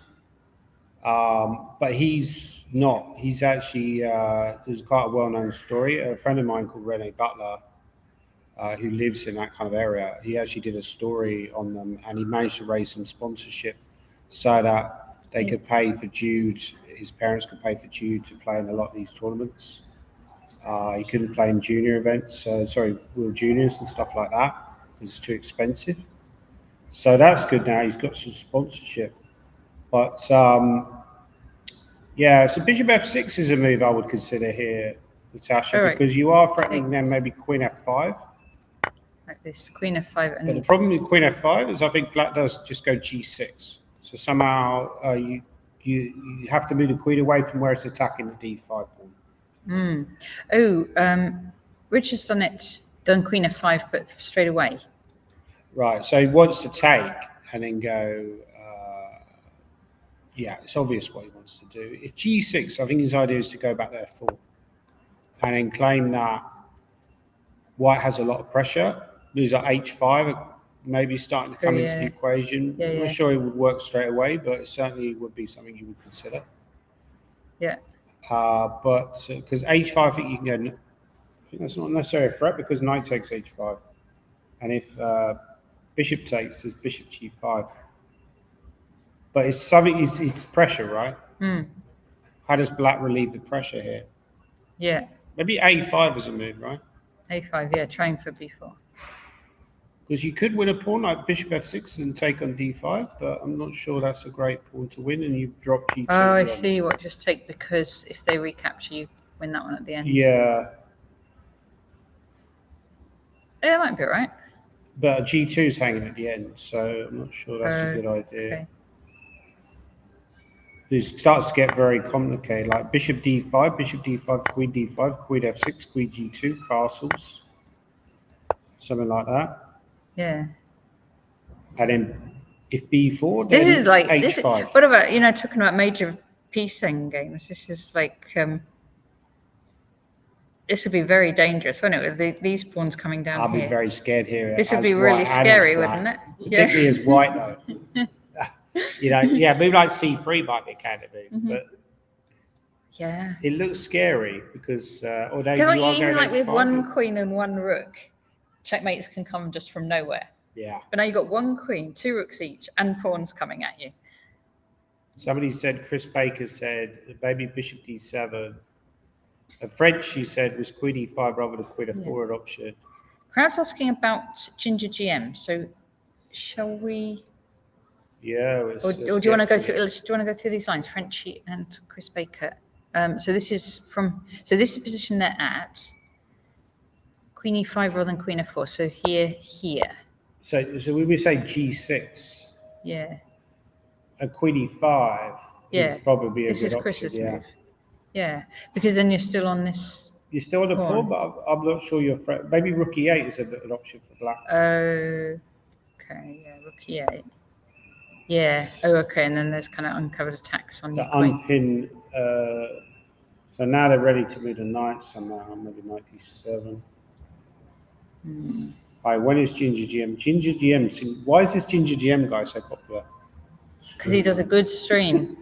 I'm only kidding. Yeah. You're jealous because he's got more viewers than you. I'm the most jealous person in that. You'll ever meet. But no, I think. Should we pop in then? Because Ginger was playing Standbad, wasn't he? Yeah. Was that right? I think you need to be jealous as a chess player. Really. Yeah. You need to be jealous. You need to be utterly paranoid, don't you? There's such a thing as constructive jealousy. Right. You use that jealousy to propel you forward. Okay. And there's probably such a thing as destructive jealousy where you just let it eat you up inside. And which type do you have? Probably both. Yeah, both. You should be a very good chess player. But it's true. It's like I've probably been working harder lately because, well, partly for my own thing, but also, you see people like Simon who had a lot of success online, because obviously he's worked hard. But you feel, well, if he could do it, I could do it. It's just a question of just applying yourself more. And now it's heavyweight chess boxing champion as well. Oh, chess boxing. Oh, I was going to watch that and then I forgot. I need to still watch that. Yes. This position, we were talking about exactly this, weren't we? Because we were talking about if they swapped off with the doubled pawns, because we left it a minute ago. We had that bishop was still on. They'd exchanged on d4, hadn't they? And it was like this. Was it like this? And we were deciding. No, this. The bishop's on G7, isn't it? Yeah, we saw it a few moves before here, didn't we? And yeah, and then it's whether you take that knight with the c pawn or the bishop, and he actually took it with the bishop in the end. Oh yeah, that Here, was do you remember? an interesting option. Yeah. Okay, and then we were saying, is this pawn a strength or a weakness? Well, the thing is as well, Natasha, now black also gains the c3 square, whereas if you took the pawn and go back to d2, you don't have that. So now you've got like a clamp on c3, which good players like Stanley, you know, there'll be obviously Simon as well, you'll be aware of that. I like the way that Simon's playing though. He's playing very aggressively. It's very typical. You know, can you save this pawn? It's that pawn. Somebody asked in the chat, by the way, I'm surprised Ginger GM isn't live streaming his games like Go from Chess does. Go from Chess is Levy Roslin, very successful streamer. And this has become a very typical thing. I know Simon played Reykjavik Open a few times where his board was being streamed. But I'm not sure in the British Championships whether we allow that option. Maybe we should. We should kind of buy into this kind of whole, embrace the whole. Oh. What do you mean actually stream while you're playing? Well, what they do is they put the Simon on a particular board. Yeah. So even if he was playing, say, Michael Adams would have to play on Simon's board, you know, against Simon. So that would create a kind of slightly different, maybe outlook that one of the organisers are looking for. I don't know. But yeah, going back to this position. Isn't that in trouble? That B pawn? Yeah. So white needs to do something very quickly here because if you just drop that pawn for nothing, you're obviously not better. But there are some. I suppose white's got ideas, kind of. Yeah, is white's trying to come chances. So you're looking at moves like f6, or taking on g6, or queen h6. Yeah. What are you thinking, so Natasha? You want to go f6, right? Yeah. No, I don't know, because it's a very Simon-like move, right? That's a Danny-like move as well. It is a Simon-like move, isn't it? I mean, yeah, because this is threatening that, so you can't. But if I just take it, right? Yeah. Let's just say I take everything off. Yeah. Okay. Take. This is what I'd be concerned of with white. Just rook b4. Oh, and then take. Well, in fact, maybe I could go bishop e6 first. I'll go bishop e6 first, and then I get to take the pawn without even bishop e6. Okay. Yeah, I don't know. Okay, I'd probably rule out f6 on that basis. No attack, not enough attack. Because rook b4 is just coming, so I don't really have anything here. Yeah. So f6 is an option, but probably too early. Okay. So all right. What are our other options? Like white's just losing this pawn, right? So can you get a different pawn back? Or queen h6. Queen h6 is it's sort of similar, right? But you also have that. But if you just go rook b4, what are you actually doing? I don't know. Here, yeah. Yeah. And then try this one. This route. All right. And if I just go queen b1 check. Queen b1 check here. And I go queen c1. Queen c1. Pinning you, know? Yeah. Then maybe I could go e5. No, take on g6 and go e5. Take on g6, yeah. Take on g6. Go back to h pawn, go e5. E5, you've got a plan and you haven't told me what it is. My plan is desperation. Okay. The problem is you have moves like rook b1 or rooks b2, as well as just taking the board. This doesn't work. This is quite big, isn't it? Look, that's quite a big move. That's pretty big, yeah. Actually, this reminds me of a blitz game I lost online the other day. And the guy went something like, I think his queen was on, I think he's something nasty like this happened. I think his queen was hey, Simon's actually played queen h6. Wow. He's played it's a very Simon-like move though, right? Yeah. That's Simon. One thing I would say about Simon is very true to his style, which makes him an exciting player because you know you're going to get some exciting attacking player. Yeah. So, but you reckon Stanley can just take? Well, from what I'm reading the comments in the chat, I think a lot of them check the engine. We're not checking the engine. Okay. But a lot of them say black looks better. Yeah. So I think that they check the engine. I think they've been a bit naughty in the chat and check the engine. which is why they're saying that black is better. I could be wrong about But that. we were saying black is better, and we had no engine. True, but I'm just assuming they're too weak to work that out. Danny, So I've got to be careful what I say. you don't want to alienate your audience. No, that's true. Just suddenly thousands of people switch off. Well, we probably don't have 1,000. How many viewers do we actually have? I don't know, Danny. I don't know. But Anyway. yeah, rook b4, well, it's true. Yeah, you have to kind of show what you've got, right? What have you actually got? And maybe, does he want to sack a rook? Does he want to take on g6 and take on f7 and go queen h7 check? But I don't think you get enough. 168 viewers, yeah, it's a slightly disappointing amount. I think his idea, Natasha, is to do this e5 move, but without rook f4. So his idea is... Maybe you don't swap off this rook, though, right? Because, like, the line I was saying was take. What else can you do? Well, you move it. Like, say... It looks too slow. Do you think? Like here? It just looks too slow. Isn't it just going to be something like rook b2? Rook b2. And then here. True. It's better than the other line because there isn't all this that's true, actually, things coming in on the back rank. Maybe. But go back. Instead of rook c1. Yeah. But that might be a valid option, actually. You're right. So here. Yeah. What was if I took? Okay, let's say I take. Yeah. Take. So you've got to look for active moves and concrete moves. So we're looking at captures. So taking on g6. Yep. Take back and then go to e5. e5, yes. Because what is opening up the black diagonal? play? Okay, maybe this is just nothing. There's even moves. Yeah. So if you take. Yeah. My idea is bishop d5. Yeah. Threatening queen g6. Yeah. Or bishop f7 checkmate, actually. So, yes, how does black defend this? But the problem is that I think e6 Queen is a good d6? move here. Or maybe, queen d6, bishop f7, bishop. So go on e6. E6. Bishop. That looks a bit dangerous, doesn't Bishop it? e4, then queen f8. But you could go, couldn't you go queen? Oh. Bishop e4, yeah, okay. Maybe. Yeah, maybe queen f8. Queen f8. Yeah, queen f8. Here, attacking that one. Yeah, attack the queen. Oh, f6. No. Maybe queen g7. Queen g7. I don't know. Yeah, it's true. Even this isn't that clear, right? No. But Chris Baker, by the way, said instead of e5. Yeah. So we're saying this line with e5. Yeah. You go rook takes f7. Oh, rook takes f7. Because I thought about that. The problem is I thought your king could just hide on f6. Here. Queen h7 check. Yeah. King f6. Have you calculated to the end of the line, Dan? Sorry? Have you calculated to the end of the line? No. Okay.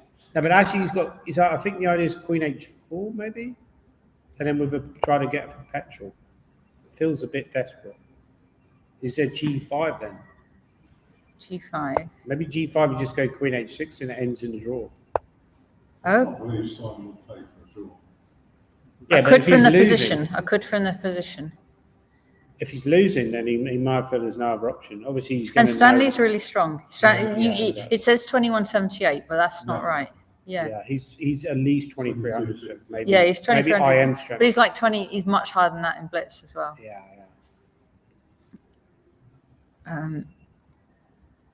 Yeah. So, and this would be drawing, do you think? Not necessarily. No. But because also instead of after queen h4, you could also go king e6. Oh, right. King e6 instead of g5, right? Then they go there.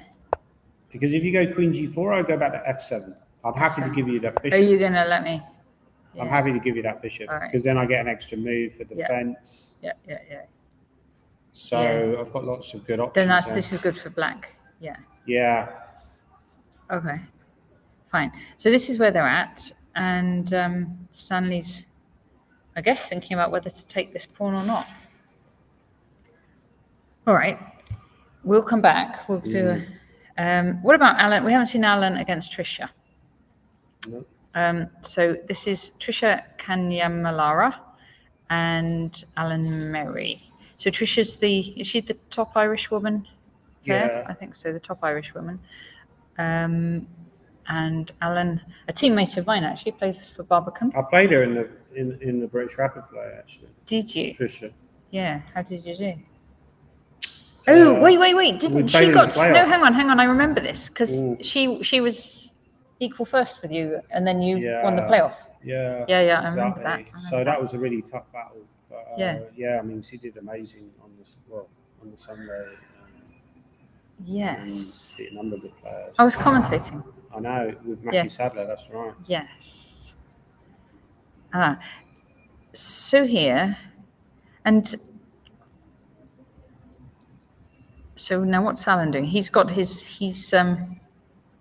set up this pawn on c4, and what's he gonna do with this knight? Maybe bring it in to b3. Oh, actually, I know this line. If you go back to the opening. Yeah, should we do it from the start? Okay, so. Yeah, so this is like a Queen's Gambit accepted, right? Oh no, sorry, I'm getting mixed up. It's slightly different than the line I'm thinking. Yeah. It's a Vienna. Okay. But White's decided to play very concretely because otherwise you're going to be a pawn down, so you took. Okay, she's taken. Yeah. So I think this is some kind of theory. Right. Yeah, black is quite solid here, actually. By the way, somebody said, has Trent withdrawn? So, I mean, Lawrence Trent. He wasn't paired today, I know that. No, I think he must have withdrawn, yeah. Trent doesn't play many tournaments recently. So it's a shame because it looked like he was going to play again. He's another chess boxer, isn't he? Yeah, I got into trouble actually because I made a comment about his boxing match, which on Twitter, and he blocked me. So, I've been blocked by Lawrence Trent. Okay. Amongst other people. I probably blocked a few people as well. I would never block you though, Natasha, so don't worry. I was worried. Oh, hang on, I better turn this phone off. Okay. Noises. So. Yeah, all right. H4 is a good move. H4. So she's just going to go H5, H6. That's what I noticed when I played Tricia. She's quite a dangerous attacking player, and she's got like a lot of attacking systems worked out against various setups. So H4 is a line that she's probably looked at before. So F5, interesting idea by Mary, just to allow White to take en passant. Yeah. So your king now is black is a little bit exposed, but how does White make progress? Actually, Alan doesn't mind that either. I've seen him with all sorts of positions where he lets his king get a little bit in trouble, but he's still, he doesn't mind that stuff. He's quite creative, right? Yeah. He's another one I don't think plays that much chess, to be totally honest with you. Like, Yeah. I haven't seen Alan play very that. much a regular at 4 and CL. He still plays a lot. Yeah, he does. He still plays, don't get me wrong, but I wouldn't say he plays as much as he did a few years ago. So. Yeah. Okay, so this one's pretty balanced. Probably, yeah. Maybe slight edge black, if anything, because what does White do there? Actually, what is your next move? What would you play here, Natasha? It's White. Which one? Bishop H6. H6, just get the bishop in there. If I go Rook F7, how do you make progress? Do you go Rook H3, Rook G3? Yeah. That's what you do. Is that what you do here? Yeah. But what do you do after King H8 though? Then you have a think. You come up with something incredible. Come up with something good. Because it looks to me like black is very solid here. Maybe Rook G8 actually is coming, right? Yeah. And the problem is you are a pawn down as well, right? You want to take this one back, don't you, somehow? Like, you want to, maybe this knight, you try and do something over on the king side because this knight's over there. How do you make progress? I was know. always thinking these kind of positions. Like, it looks good, but how do you actually make progress? Maybe you could go knight e4 to c5. Again, feels a bit slow. Knight e4. Could I go simply, even bishop d5 might be an option, right? Or rook g8 is another possibility. But rook g8, knight c5 is a little bit annoying. Yeah, if I get rook g8 in, I think that I'm doing well. Yeah. So if anyone's better here, I would say Alan Like that. Mary's Yeah. better. Yeah. What does the engine say after f5, e takes, g takes? What does I do the engine say? after this position. Should we cheat again? Yeah. It says Oh, white's likes better. white. Wow. Likes white. So rook h3. This is quite dangerous then. There you go. Here's your idea. Rook h. He's probably 3. checking his phone though. Oh, come on, Danny. He's just paranoid. h5. So why is white better though? Just in general, the black king is a little bit exposed. h5 is a useful move to throw in. Yeah, h5. Because sometimes you could go knight h4, you could go rook h3, rook g3, knight h4, knight g6, and sack the knight. Oh, this one. I think that's what it wants. Yeah. Okay. That's a way to make progress. Yeah. So quite a dangerous position for Alan, even though initially I thought black was better. Apparently black isn't better. Yeah. But better in a computer sense and better in a human sense is two different things, right? It's true. I'm surprised Jack's not finished there. Oh, he's normally pretty fast, isn't he? Finished by now. Yeah. And we've promised to look at this game, and I don't think we did yet. Jonah against Supratit. Supratit, who has just played the move g5. Being very aggressive. Being aggressive, hitting Very this knight. aggressive. Told And him then, not to be. did you? You told him not, and he's just ignored you. Oh, how does that make you feel? I feel that he knows better than me now. He maybe Although does. This is the strongest team that he's ever played. Yeah, he played in Hastings, Well, but this his is stronger. only Yeah, nine strokes last week. yeah. Okay. Is he full time on chess or is he? Well, unfortunately, he's doing his 11 plus now. Oh yeah. Because this, I think, there's a difference between a lot of the why we might not ever have a British world champion. I think because a lot of the kids abroad who are really problems. Like this kid who lives in Spain now, but he's from Argentina called Faustino Oro. Danny, I couldn't even get him on the accelerated program. Oh, because he wasn't England before; he was Scotland, right? Is that What, Faustino or just said Super you've got Tech? to apply a year of advance. okay? They only take one from each age group and then allocate it to people that want. Yeah. Well, there's a lot of good players at that age, aren't there? Because it's Yeah, I think this was a year ago. He was Okay. still 21 under 10. but hopefully he gets on soon. But he's come under the attention now. Yeah. Well, I think the points to get to make was that abroad these kids who are super good as well, obviously, and in India as well, in particular, but they often go full time from quite a young age. Yeah. So maybe to become world champion, we need to maybe be more ruthless and say, look, do 5 hours a day on chess. Just go full time, become a full time chess streamer at the age of 10. But you know what's nice about here is that you can do it both ways, right? You've got the option. You can do it both ways, but I think Because that's what Lanyao was saying, that when she was in China, they said you either choose chess right now or you choose study. exactly. And but the difference and then is China. here she could do both, China and has she- a much bigger population, but China has actually got world champion. We don't have world champions, so I think in order for somebody who's But promising Donna's juniors. world champion. But the point I'm going to make is, Yeah, but I think that's some of the these world players champion. have the potential to be top players, Yeah. but they're not going to become world champion because you've got someone like Faustino Oro spending 5-6 hours a day playing chess online. We don't have that. Like, they need to do what he's doing if they're going to keep up with him. Aurora has 5 coaches, says Kevin. Sorry? Five coaches. and Yeah, massive sponsors. exactly. He's got 5 coaches, massive sponsorship. We're competing with that.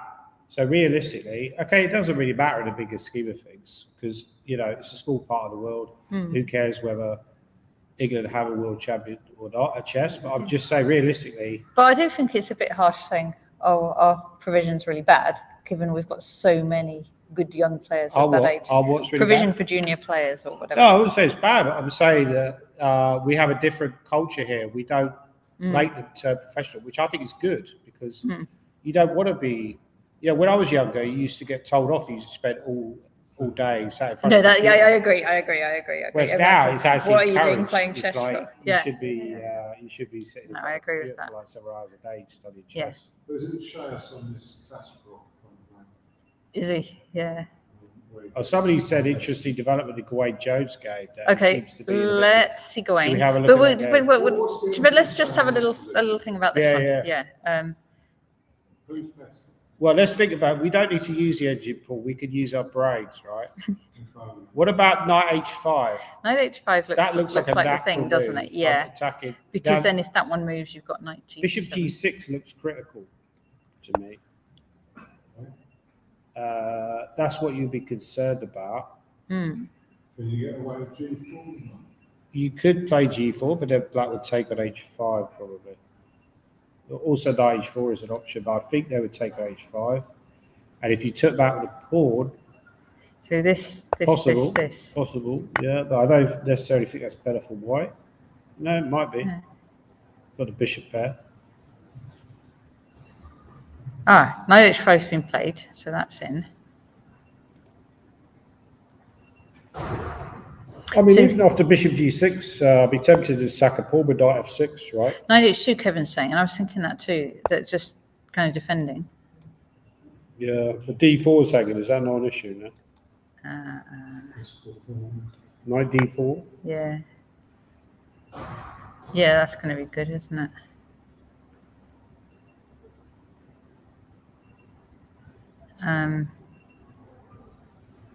There? Yeah. If knight c2?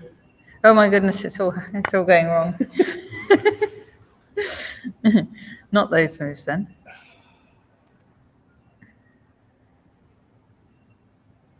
Yeah. Well, this could easily happen, right?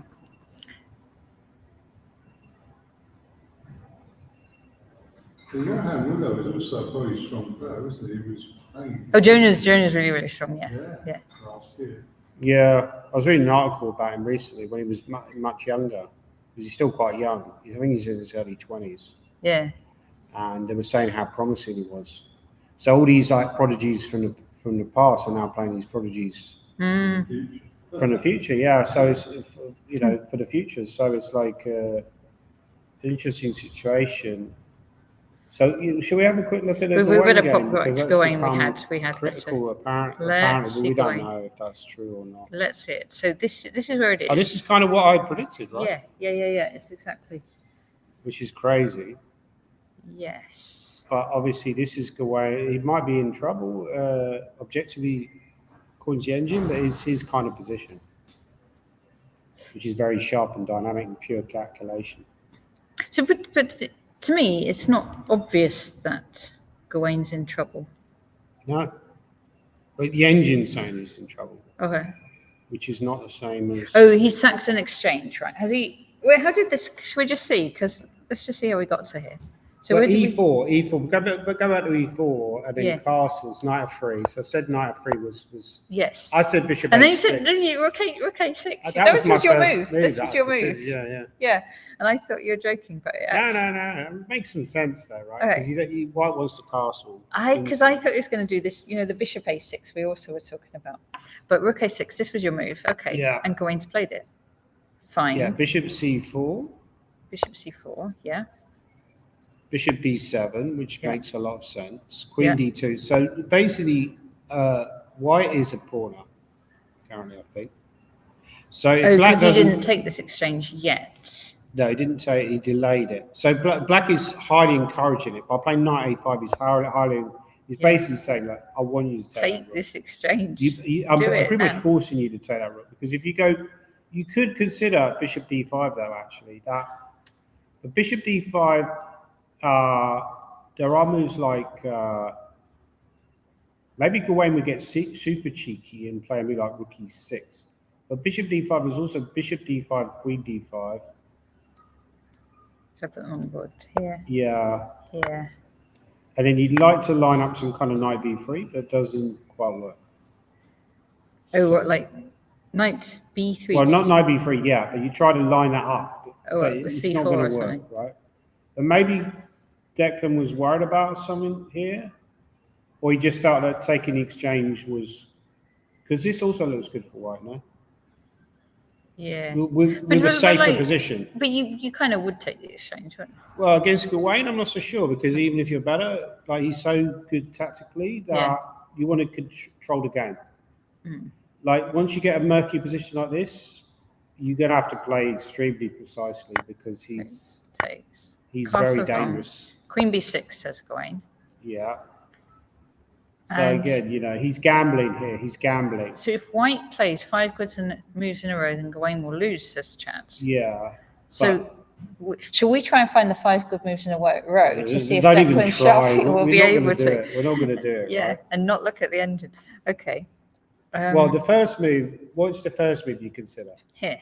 Well, no, the first move because you take the pawn because it captures. Remember the old rule about captures and checks, right? Taking this one.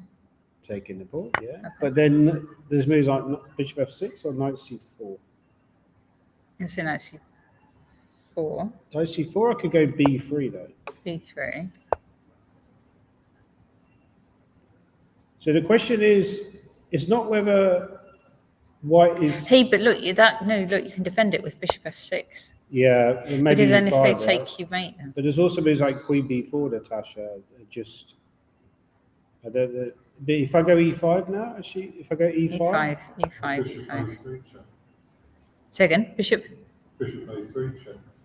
No, there's no bishop a3 check. No, before. The pawn was on c5. Pawn's on.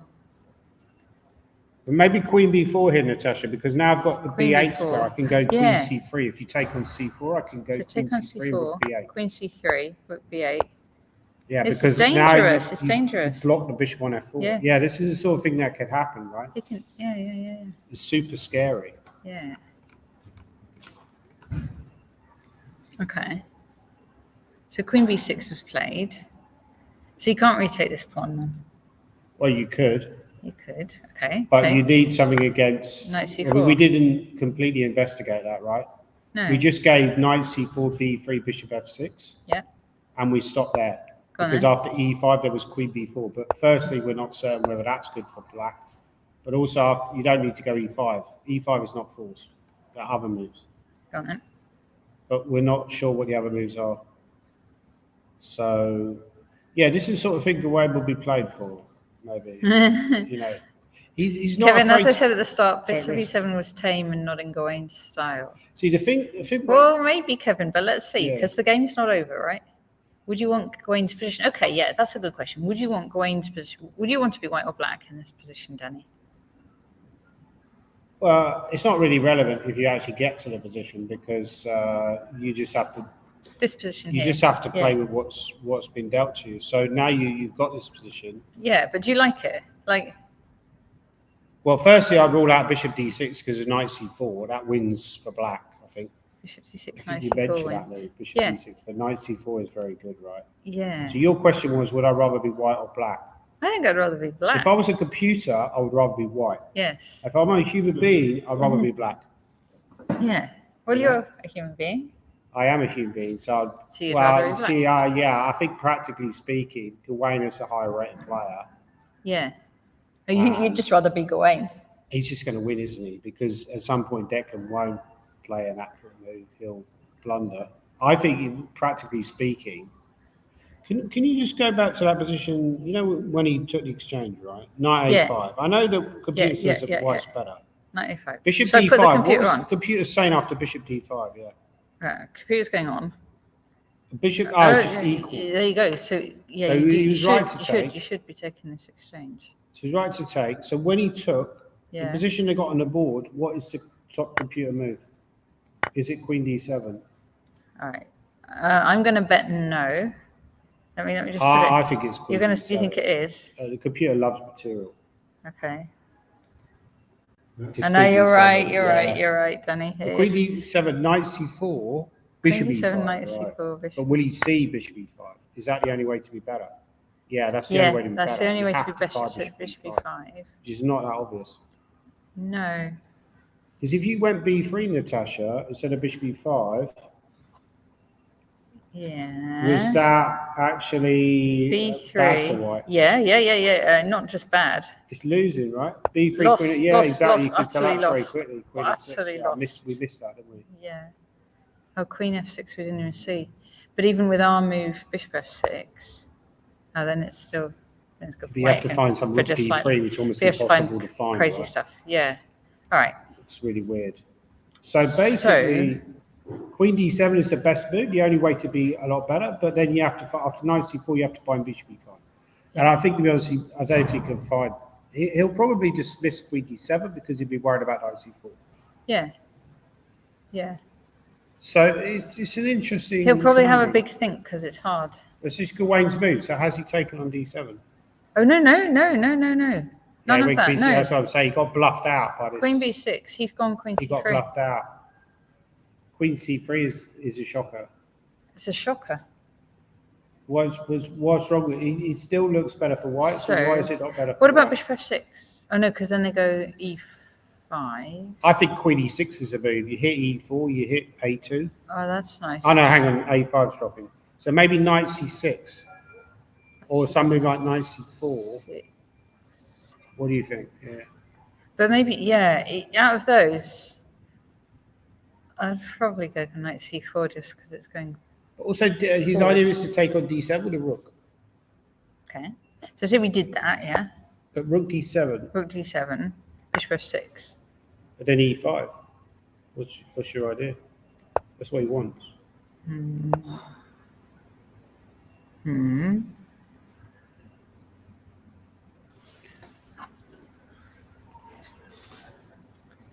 So,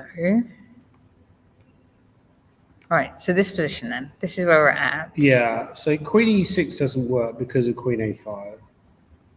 Yeah. But what other options do we have?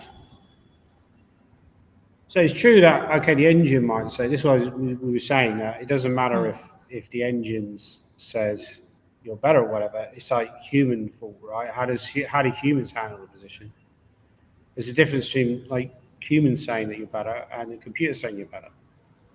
So another move you could consider is just simply going d6. It looks very slow when you already exchanged down. So that's probably a move I would rule out on that basis, but it might not be that bad. To try and threaten bishop f6 and not allow e5. But you still got e5 even after bishop f6.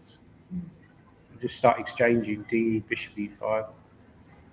But it's true that eventually you would try to go bishop f6. Yeah, maybe you go knight c4. So Kevin Winter says, is c4 any good? c4. So the idea is very clever. I think he's using his computer again, Kevin. The idea of rook d7, bishop b4 with the idea of c3. This is like Gawain would be all over c4. I think. Yeah. Yeah, rook d7, bishop b4, and then c3. Queen back, say. C3 there, mixing it up, starting to gain some play. Takes. You want to take? Maybe. Well, that's brave. Rook c8, yeah. Bishop a3. Bishop a3. Bishop a3 and queen f2, right? Oh, you've got king d1, I suppose. d1. But still, I agree. It looks a bit ugly. brave, doesn't it? But you are starting to get a lot of material ahead. Stuff. Somebody just said in the chat, Declan is my son. I hope he hangs on. Oh, Declan's your son. Okay. Oh, well, good luck to Declan. Good luck to your son. Yeah, but he's better, right? He's better. Is he better after queen c3? Yeah, What's the engine saying? Yes, 1 point up. Oh, bishop b5. Oh, okay, so it's still better. Well, even a draw would be a good result, right? You think if he offered a draw now, Gawain would accept or not? No, Gawain's not accepting any draws. That's not what he does. He wouldn't accept. Yeah. No chance. And also, right, it's not really drawish, is it, this position? It's not a draw position, right? I'd say that Gawain is still favourite, but just because of the rating difference. But obviously, you're always going to get tough games in the first round because the people playing on the top boards are, they're very strong opponents already, So it looks like Adams has maybe messed up a little bit because he was clearly better. Mickey Adams. You want to see Adams? Now he's lost a bit of that advantage if you want to go to that game. See Adams. Also, that position. Oh, sorry, with the Gawain game. The Gawain game. Bishop b5 was possibly coming up. Bishop b5 was the. Yeah, I did actually think about that. Just sometimes you want to go bishop a4, right? Also, mostly importantly, you're defending d7. You don't allow. Not allowing rook d7. Yeah. So it slows white down a little bit. Yeah. And again, it's tough to play white's position because your king is weak. And also, right, what's white? Like he's not. The white position isn't kind of attacking at the king or anything. Exactly. It's just kind of doing. Yeah, you have white, to contain whatever black's doing. let's say you played bishop e5. You could attack g7. Yeah. But black could just go f6. So it's no. Also, when you exchange up like that, you're looking around for, and you're playing a high-rated player, you're looking around for some kind of safe endgame, right? Yeah. Where you could maybe bail out and liquidate to a draw. Yeah. Because you use your extra exchange, but there's no way to do that here. So you've got to play very actively and accurately, because otherwise you'll end up not just drawing, you'll end up losing. So it's a kind of position where you either win or you collapse and lose, basically. But you also don't know what the computer evaluation is, and you probably don't know if you're better or worse or what on earth's going on. No, exactly. Gawain has that reputation that he will take risks. That's partly why he's high rated. Yeah. You know, because he bets on himself, and more often than not, it comes good because he's got a lot of tactical ability which bows him out. All right, shall we? Let's see Mickey and Thomas. Yeah, I mean, all the top boards are actually fairly balanced. So Luby Chain is better, actually. So G5. So Mickey's just played G5. Now, obviously, that cannot be taken because of Queen F7. No, but hang on. But this bishop has to move, right? Well, you could take it the knight on A4. Take the knight on A4. Maybe that's what the computer wants. Yeah. Obviously, then he's betting on this very dangerous pawn, a take on F6. Oh, these have happened, and this is. Oh, is this what's happening? That was just happening. That wasn't me playing. Oh, and the computer still thinks this is unclear. How do you know what the computer thinks? Well, because you see where it has these evaluation bars? Oh, I see. Oh, you got a little clue all the time. You can get rid of that if you want. You can get rid of that. What would you? Yeah. Okay. Should I get rid of that? I'm sure how you change the settings. How do I? There is a way to change the settings. No, it's not going to be that. All right. For no, we'll keep it. Yeah. There is like this debate about whether you should keep the evaluation, because some people like it apparently, but other people are like, it kind of spoils the suspense in a way. There's nothing in taking this and then going F7. Because at some point, Adams was a lot better. Okay. Maybe go back to, say, move... when we left it, right, it was quite interesting. Bishop E5 was played. It was move 14. Okay. Black did go Queen B6. And then he took and went Queen H3. G6. Very direct move F5. Rook FE8. So he took Rook. This all looks very promising for white, right? Rook F1. Knight H5. G4. Right, and if the knight moves, you're mating on H8. So bishop G5 check. And knight F6. Okay, that's how that got there. Yeah, so knight A4, Queen C6. Why knight A4? Where was the miss? There seems to be like a big advantage for white around about this point. So what did he miss? If you turn the evaluation on, what was he missing around about here? I'll just flick through. So where was the mistake? There seems to be some kind of mistake. Oh, knight C5 is very strong. Ah, right. With the idea of G5. Not that obvious. No. He would have probably seen that, but maybe just thought G5 was good anyway. Which it does look very practically dangerous anyway, even. But now you've lost your edge. Right. So knight C5 was a miss, and then G5, and then... okay. Queen H4 is a really good move because you're stopping all these Queen F4 stopping the queen coming in. H6 ideas. Yeah. So now the plan is to bring the rook. So it says the best move is B3, which should be a really tough move to find because it looks Yeah, not that easy. I mean, for White actually, not that easy because Tom is quite a tough pairing to get him round For one as well. sure. Yeah, He's quite, they all are. he But plays a I'm lot. gonna go back to, we haven't seen for a while Ethan against Yeah, Luke. definitely. Let's have a look at He that. seems to be under some pressure actually. Okay. So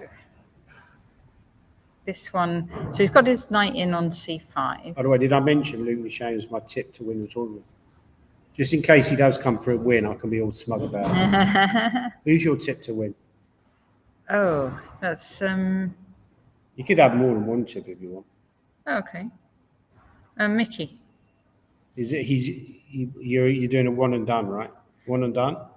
Or are you going to go for multiples? Oh well, I'll go for Mickey, Mickey, David, Gawain, and No, you can't go You're for gonna give all me four. that? That's too. So you're just going for That's too Mickey many. mainly. Yeah, I think Adams has got a great chance, but I think it's Luke Shane's year. I think he's missed out too often. I think at some point he has to break through. I mean, I think it would be someone other than Mickey ahead of Mickey.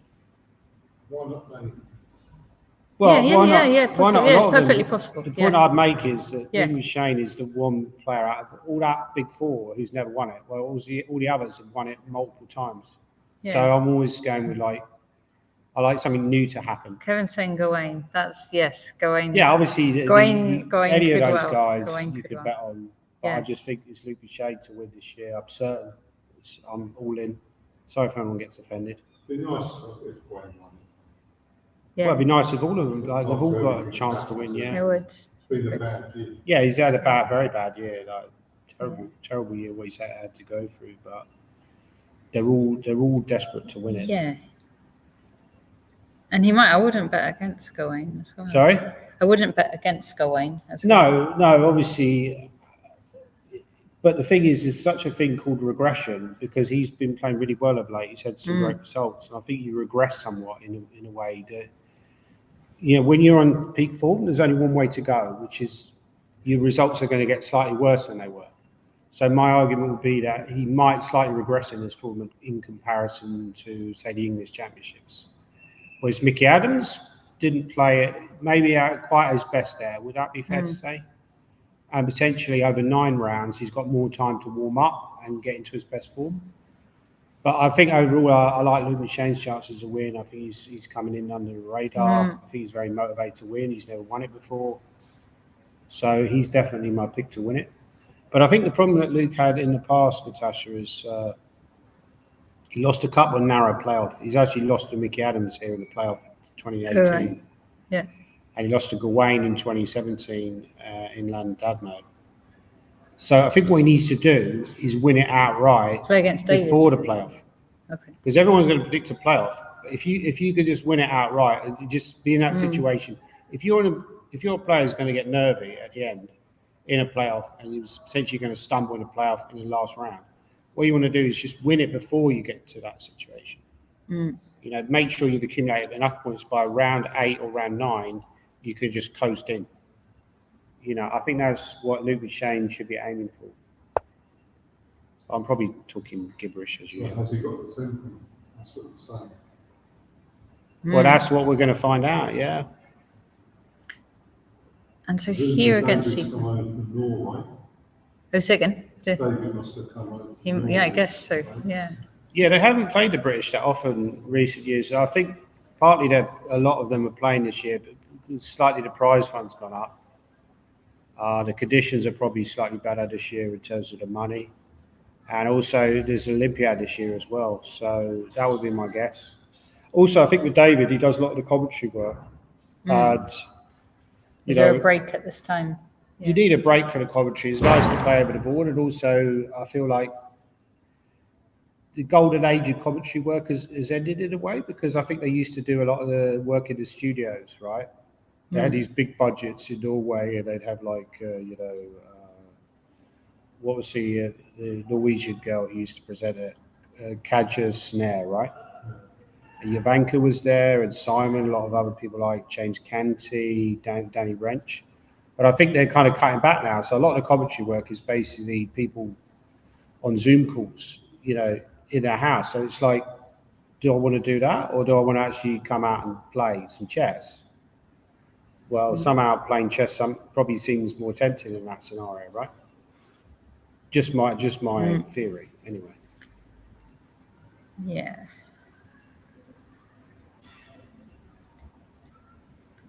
I did wonder why Levanka hadn't come over. Yeah. Well, it's a tough old women's tournament, I would have to say. I mean, like you've got Lanyao, who's really, really strong. Badana could cause some upsets. There's Kata. There's it's a very tough women's tournament this year. Yeah. Yeah, Kevin Winter said Stuart Conquest is playing. Yeah, so Stuart was obviously doing a lot of organisation with Gibraltar, but that's ended as well now. So he's playing back. Yeah, he won the British, I believe, like late 2000s in Liverpool. He's actually the oldest player to break through and win it for the first time. Right, who is? Well, Stuart. Well, not the oldest player, as far as I'm aware, possibly, but the oldest player since I've been playing. Yeah, maybe like back in the 1930s or whatever, somebody older who broke through and won it. But the older you get, the harder it is to actually break through and win it, right? Yeah. Like, so, you know, because I think you accumulate scar tissue and it becomes just, you know, British is a big tournament for English players, British players. So it's hard to win it for the first time, as I've found myself. Yeah. So wait. Just on this, right? You know, when we were talking earlier, we had Luke was trying to trap this bishop in on c8 and do this kind of. Should we just go back to there and just see how Ethan kind of has unwound it a bit? So it was like bishop d6. It was like this. Yeah. Knight d2 here. And b6, and we were wondering about b6 or b5 or. There didn't seem to be much difference. Didn't seem too much difference here. He's got his bishop out, queen b3. So at this stage, black's still a pawn up. Sure. But Luke's kind of keeping it all contained.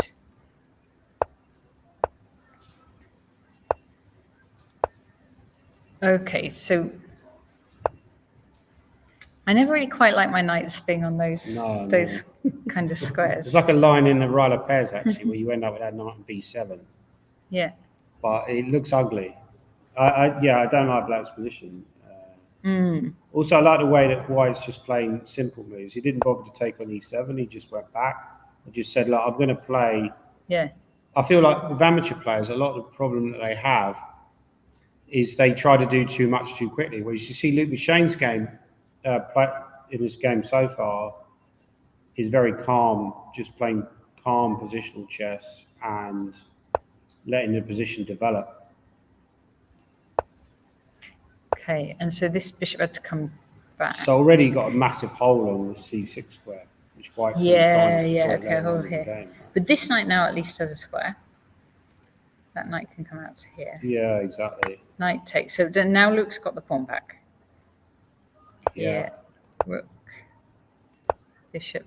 Bishop comes out. So yeah. So do you think this is going to be a big issue for black? Bishop c2 is a classy move because you want to be able to take out a rook on d4 if black takes. So black's idea with bishop g4 was to take on d4. With the bishop. Yeah. Okay. That was because you always. That's what good players. They always play with an idea in mind. So he wants to go bishop g4 to take on d4. Yeah. White covers that with bishop c2, which is a classy move because now you can take out the rook. You don't mind the double pawns because if you took on d4, rook takes, bishop f3, gf. Your king on g1 is actually incredibly safe. Yeah. At d6 is just dropping. Okay. And so although White's got double pawns, they have the bishop pair. Bishop pair, very active. This pawn's weak.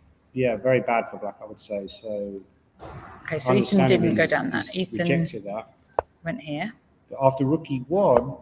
Rook e1. Another very calm positional move. This is what Luke Shade trademark. He's a very good positional player. We said that. Yeah. Yeah. So what chances does Ethan have here? 0. 0 chance. That's harsh. No, I think he's got a chance, but he's under a lot of pressure already. I mean, it's an awkward position for black. It's not obvious how black should continue. Okay. Yeah. What do you play? What's your next move?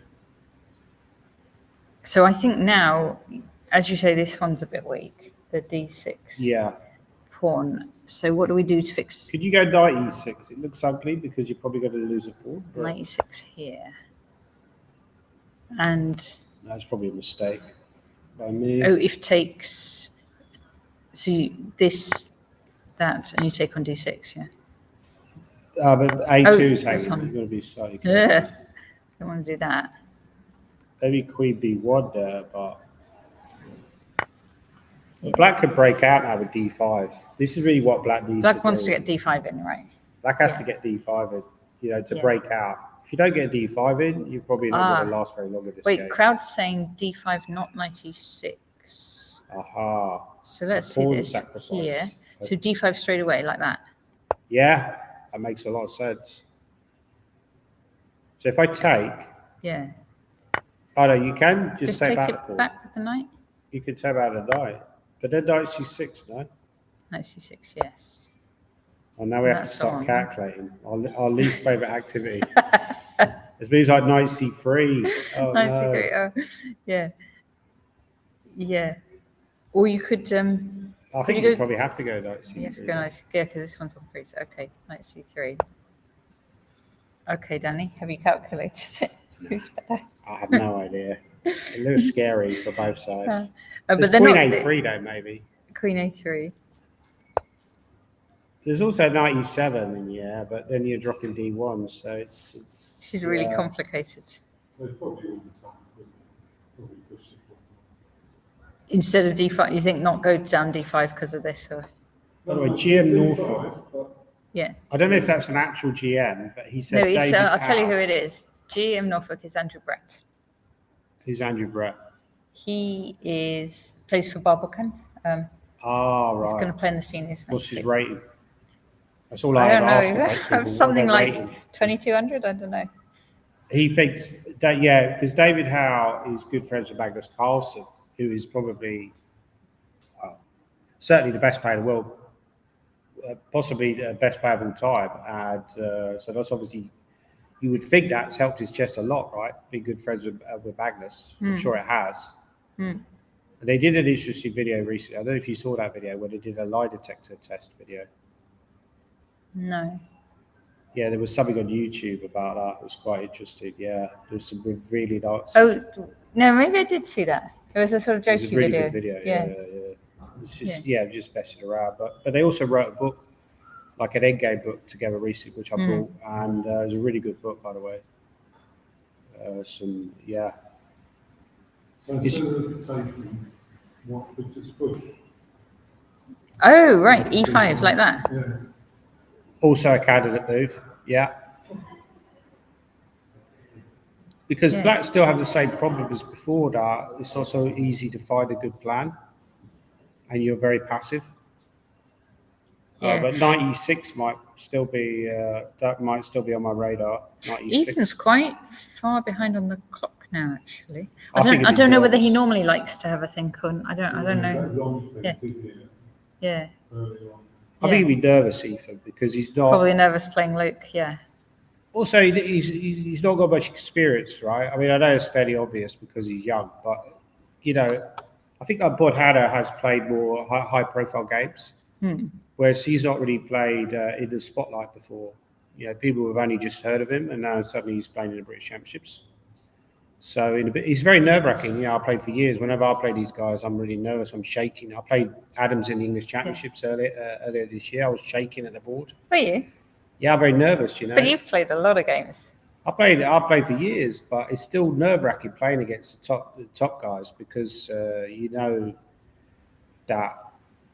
they're good players, so they could just make you look quite weak at times.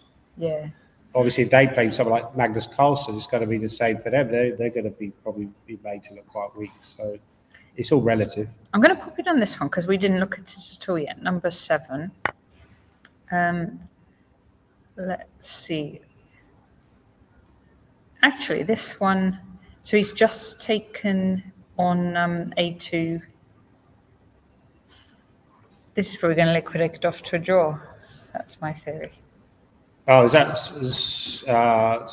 I don't know how to pronounce his first name. Slatislav.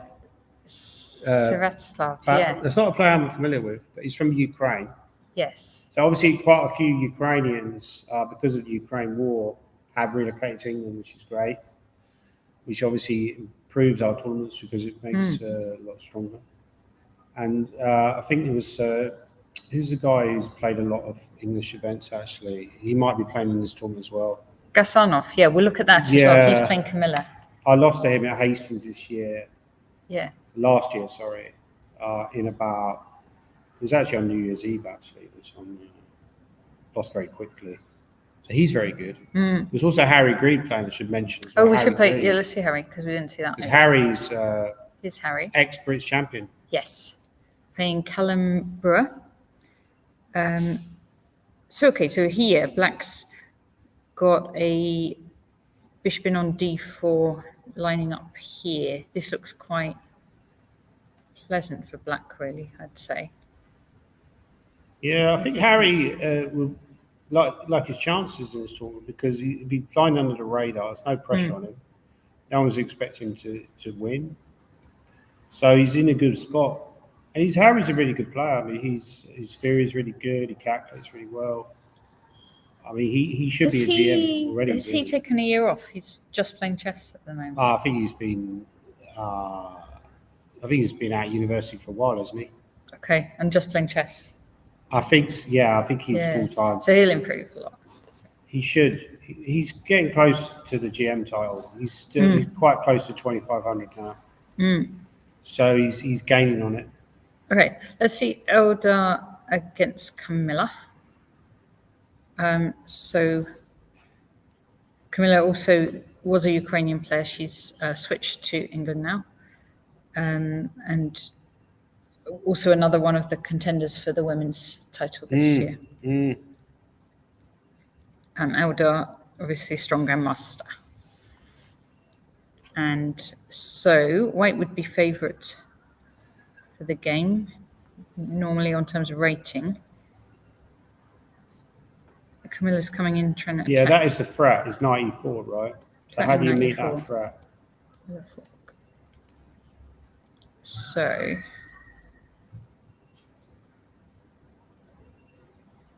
there's lots of little things going on, aren't there? Because that one's on priest as well, isn't it?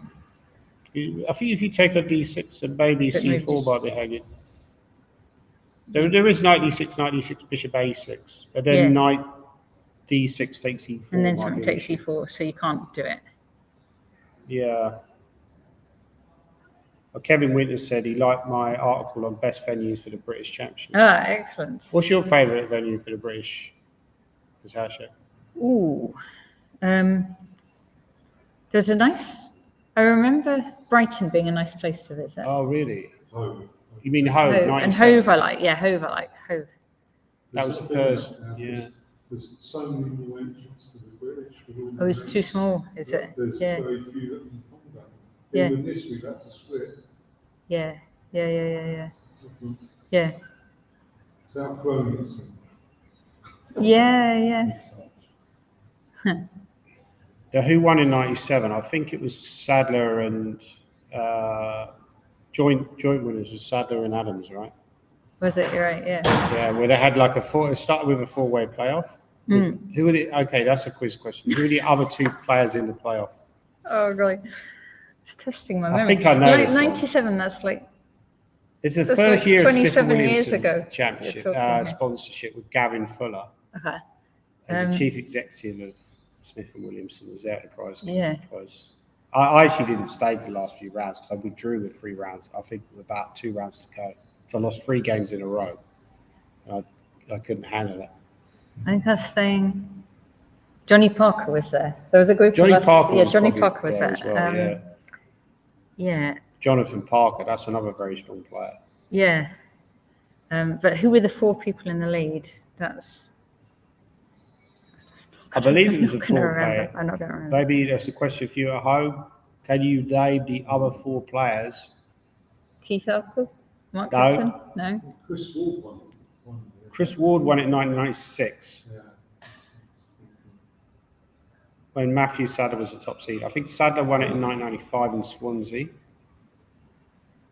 I should do British Chess Championships as my You should do a subject specialist on round. Mastermind. Yeah, do a quiz, a special quiz. I think the two You other... need to run a quiz at the British that's a on good the history point. of the British I Championships. do, yeah. That'd be nice. The two players, I think, who were in that playoff were Tony Biles and John Ebbs.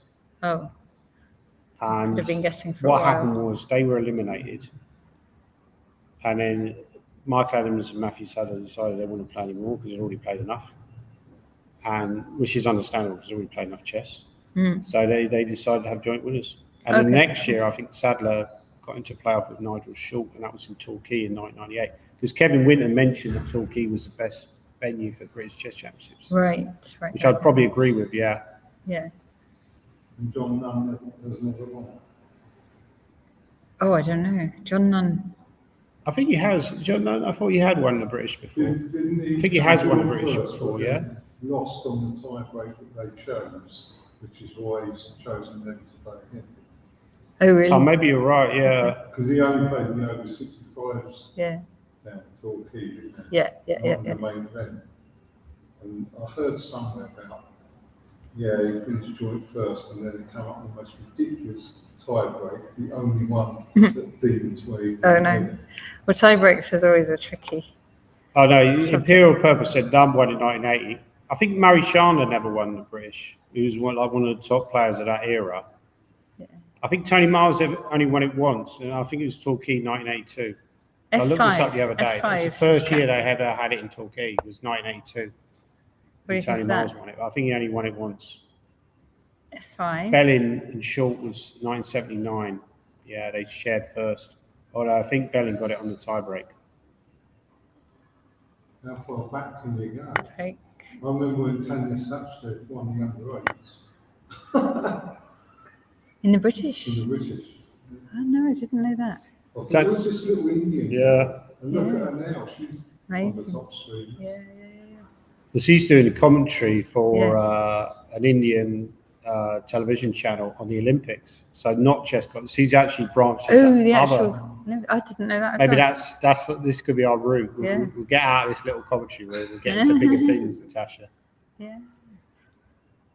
But what about? Sorry, go back to the chess. But Yeah. What So about F5 here for So Gassama? this- did Vichy win the Brits? Was a question by Kevin. No, I don't think he ever won the Brits. Yeah, Vichy Anand won the Brits. Played the British Championships on several occasions in the 1980s. Apparently, before I played, so I didn't remember him playing it. But he actually didn't win it. Obviously, he didn't play it that often. But he was around about the period where he was playing really quickly, right? So he was playing all these games in like 5 minutes. Oh yeah. I think he was very close to winning it one year where Plaskett won it. Mm. So, sorry, going back. Oh, you think F5 is the move, yeah?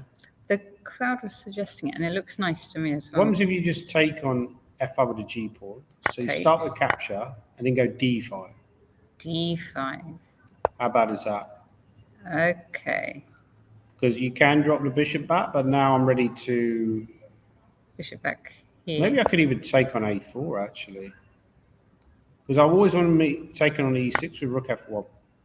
Yeah. Okay. Although I'm not sure, maybe you could sack a piece D5 is here. good. Yeah, I haven't seen that. It's knight D4 though, because you still got a lot of pressure on the centre. And E6 is still very weak. Yeah, I mean, F5 is a good suggestion, I think, by Alan Llewellyn, Yes. Alan Llewellyn, that's right. who's never cheated, by the way, as you remind us in the chat earlier. What? He's never cheated. Oh, he doesn't use his engine to give the Yeah. suggestions in the No, chat. that's right. Yeah.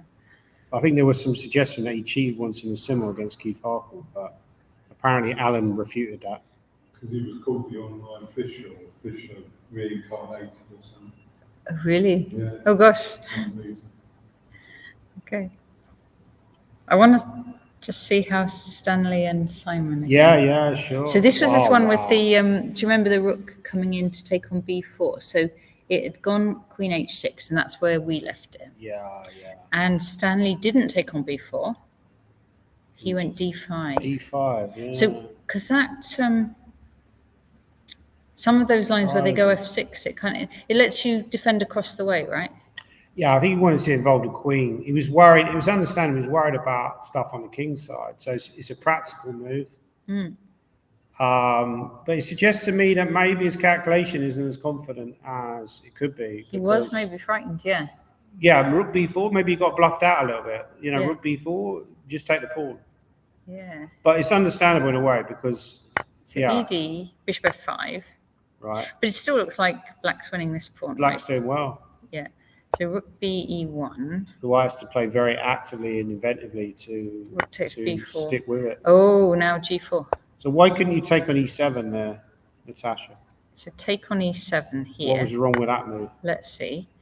There is a fork with that. Yeah, I think that was what he was worried about, yeah. The queen d6 is rook fe1.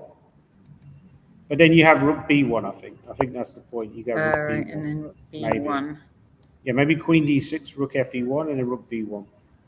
Because you don't have rook e8, because I just take, and then you're pinned. You can't. Rook e8, yeah? Just check. Yeah. So you'd have to take on b1, but then you drop g3, and then you're just not doing very well at all. No, this is good for black. This is just bad for white, yeah. So he tried g4, which again, a very active move. By the way, GM Norfolk said, have they ever played in Northern Ireland? No, I don't believe they have, actually.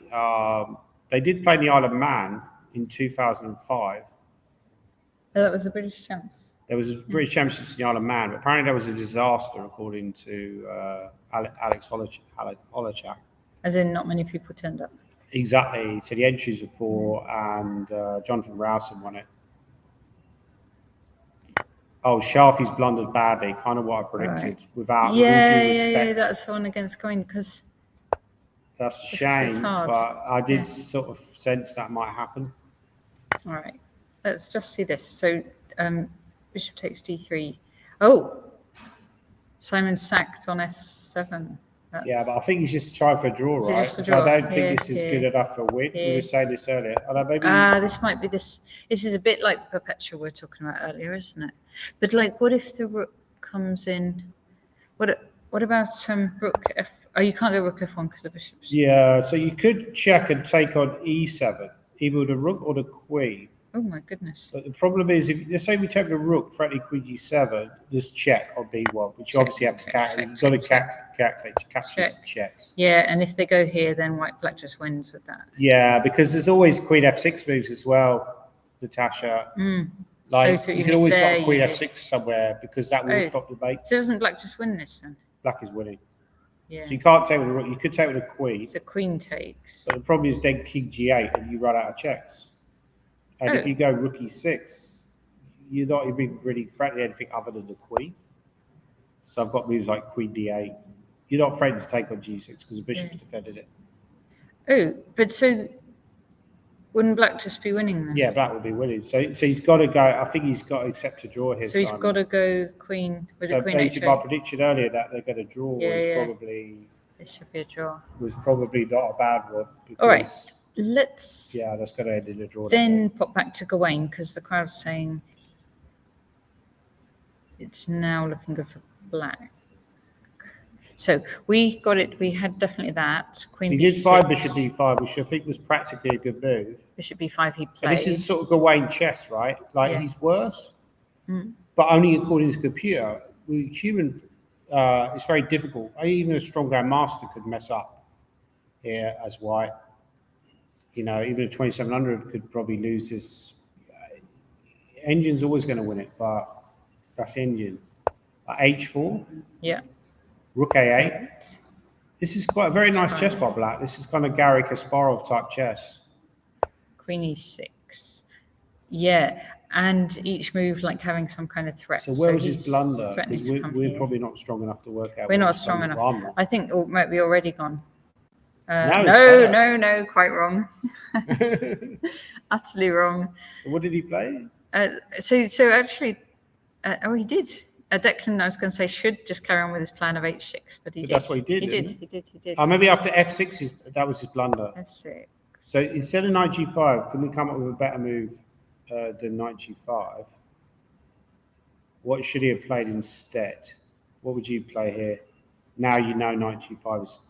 I mean, knight g5 don't seems obvious. What's the idea behind knight g5 anyway? Why would you go knight g5? Isn't queen a2 an obvious response? Okay, so knight g5. I think he wants to take on g7 and then take on h7 with a rook. Right. It seems very slow. So I'm very surprised by knight g5 because you're just dropping a2, right? Could you go b3 instead, maybe? Or take on...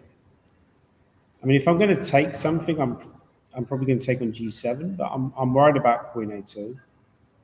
So I'm wondering whether b3 is a better option. Yeah, okay. b3. So now if queen takes e4, then I can move the bishop somewhere. I'm not sure where. g5. C7. c7. Yeah, somewhere. Yeah, I've also got rook e1 coming, right? So as long as I move the bishop somewhere, I should be doing okay. So what was the engine saying instead of It's a tempo. It threatens to take the knight. And I'd wonder if you have something like this. Yeah. Oh, I think you just queen take it takes, though, right? right? Queen takes, yeah. Doesn't seem to be a great follow-up. And then bishop c4. Take on a2. It could be pretty scary.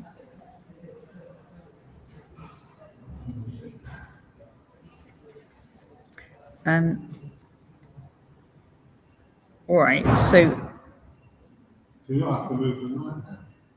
Somewhere. this here. Yeah.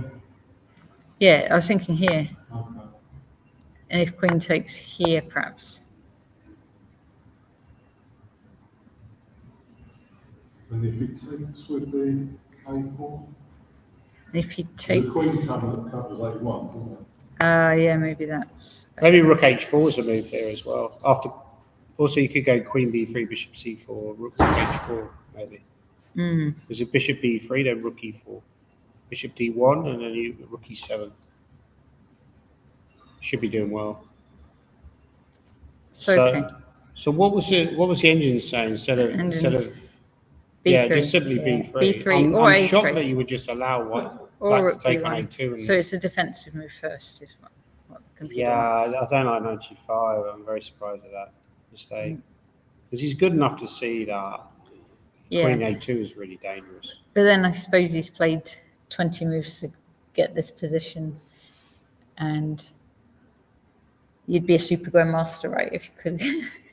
Yeah, but you've got to put up more resistance to this, really. I mean, I know Gawain is a dangerous player, but that's just kind of a shocking blunder to me. I mean, I've got to be careful being hypercritical of people. They're going to say you play. But the thing is, I put Gawain up in my fantasy book as 13-2, which is slightly dismissive. But I thought I've already got David Howard quite short. Yeah. Michael Adams quite short. And then I got Louis Shane at 5-1.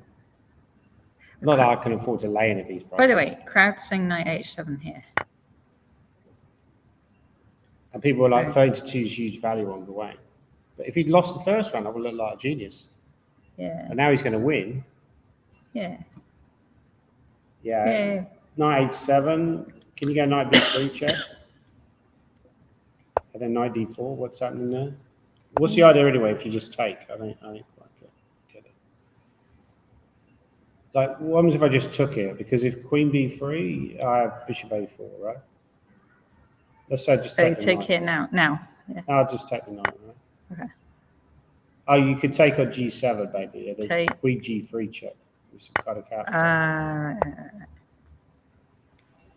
Yeah. Yeah, some sort of counterplay, right? But there's king f7, rook h7. No, king e6 is mate, queen g4. That would be embarrassing. But I think you could throw in a knight d4 check there, Natasha. Knight d4 check. Sorry, knight d4 earlier. Sorry. After knight b3, instead of taking the knight, you could go knight d4 check. I don't know if that Okay, changes and anything. if white takes, then the queen's And then you increased. take back. Maybe black's attack is quicker now. Hard to say. Yeah. Yeah. But that's what we're here for. That's Yeah. what we're supposed to that's what we're say, here right? for. Yeah. I would say, Kevin Winder says, I would say Gawain probably 5-1. I mean, to be honest with you, it's just a bit of banter. Like, you can actually probably get too deep into the whole betting stuff because people used to, I remember the Perks, for example, they used to like put up a book on the British Championships and people would get offended because they offer but then they had huge to play odds. each other. I remember they had to Yeah, play. they'd offer huge odds like on certain players. Like Keith would maybe get like 100-1 or something, right? And he'd get like massively insulted by Okay. being like such. Ooh, what's happening here? This Trace looks good for against white. Madonna. So now we have. Yeah, this is game over, right? This looks bad. Yeah, so this was where we were. So knight c6. Yeah, that was one of the moves I talked about. Like rook e3, rook b3 is very natural. Yeah. To kind of use the rook. Yeah, one of the things I noticed with Shreyas, he's very super confident. Like he'll see a line and he'll just play it. Like he'll see a line that he likes, he'll just play it. He doesn't. He has zero fear factor. Like which makes him very dangerous because he calculates quite quickly, and then he'll just find a line, and he's very decisive in the way he plays. Yeah. So I think he's actually a genuine threat to win it.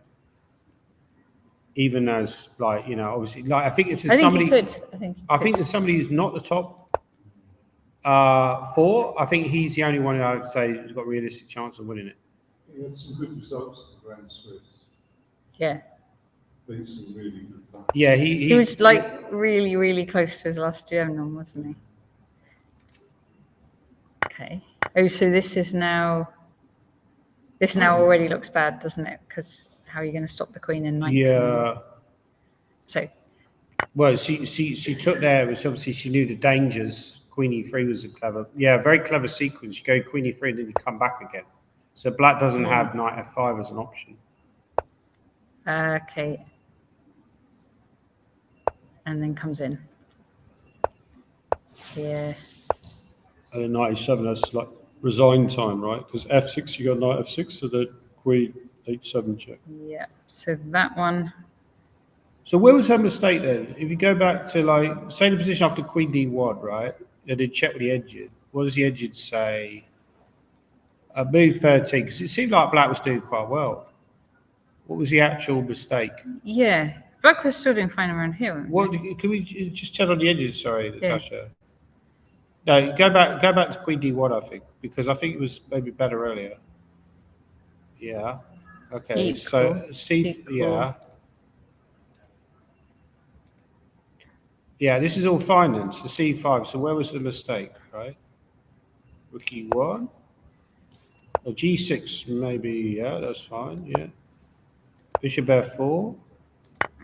Oh, so maybe taking wasn't the best because you kind of allowed white to become active. So maybe that was already a slight mistake. Yeah, it's tough at this level because this is what. Yeah. She didn't seem like she did. A knight c6 was also a mistake. Actually, go back to that position instead of knight c6. Yeah, rook c4 to kind of get some maybe queen c7 and then get a little bit more counterplay. Because knight c6 kind of blocks her rook. So that was actually quite a serious mistake, knight c6. And then she starts to get a really. But he plays it perfectly. I mean, he played it like absolutely perfectly. Yeah. So very impressive win by Shreyas against Bodhana. So yeah. Is it over? It's not over, but it's kind of over. It's got to be over, yeah. See, he's winning a rook, and then. But then you think about, I suppose she's 22, he's 25. Yeah.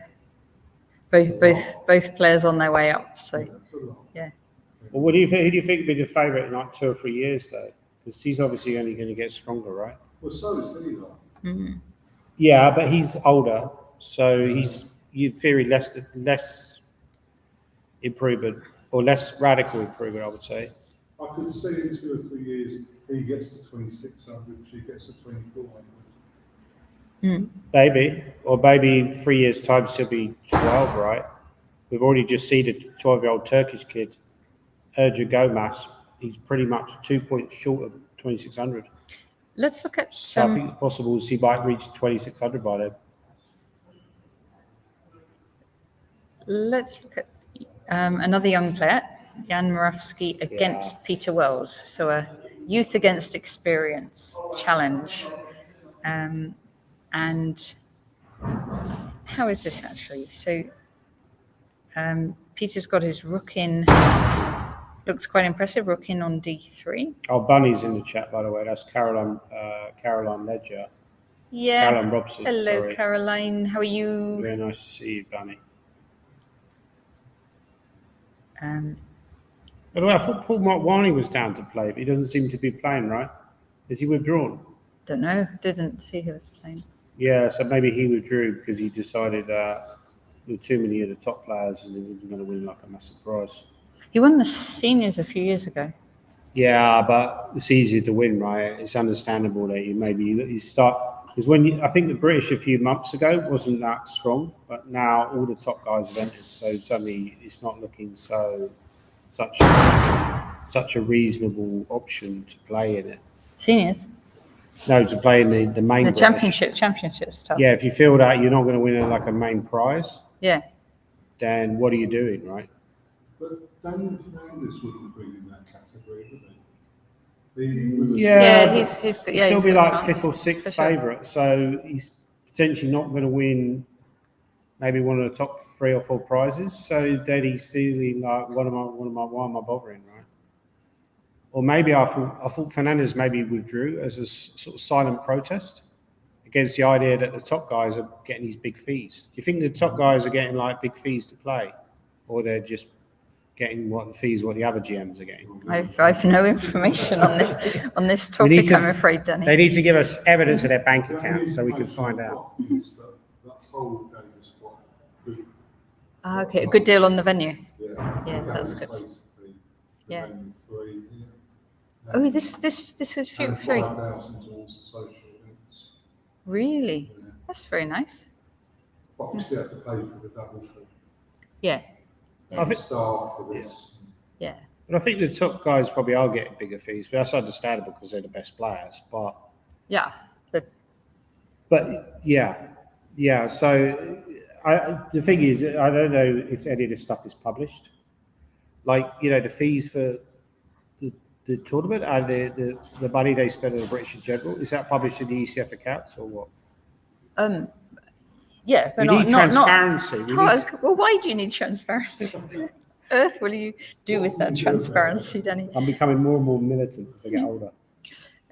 Yeah, all right. But tell us, as a commentator, let's have sorry.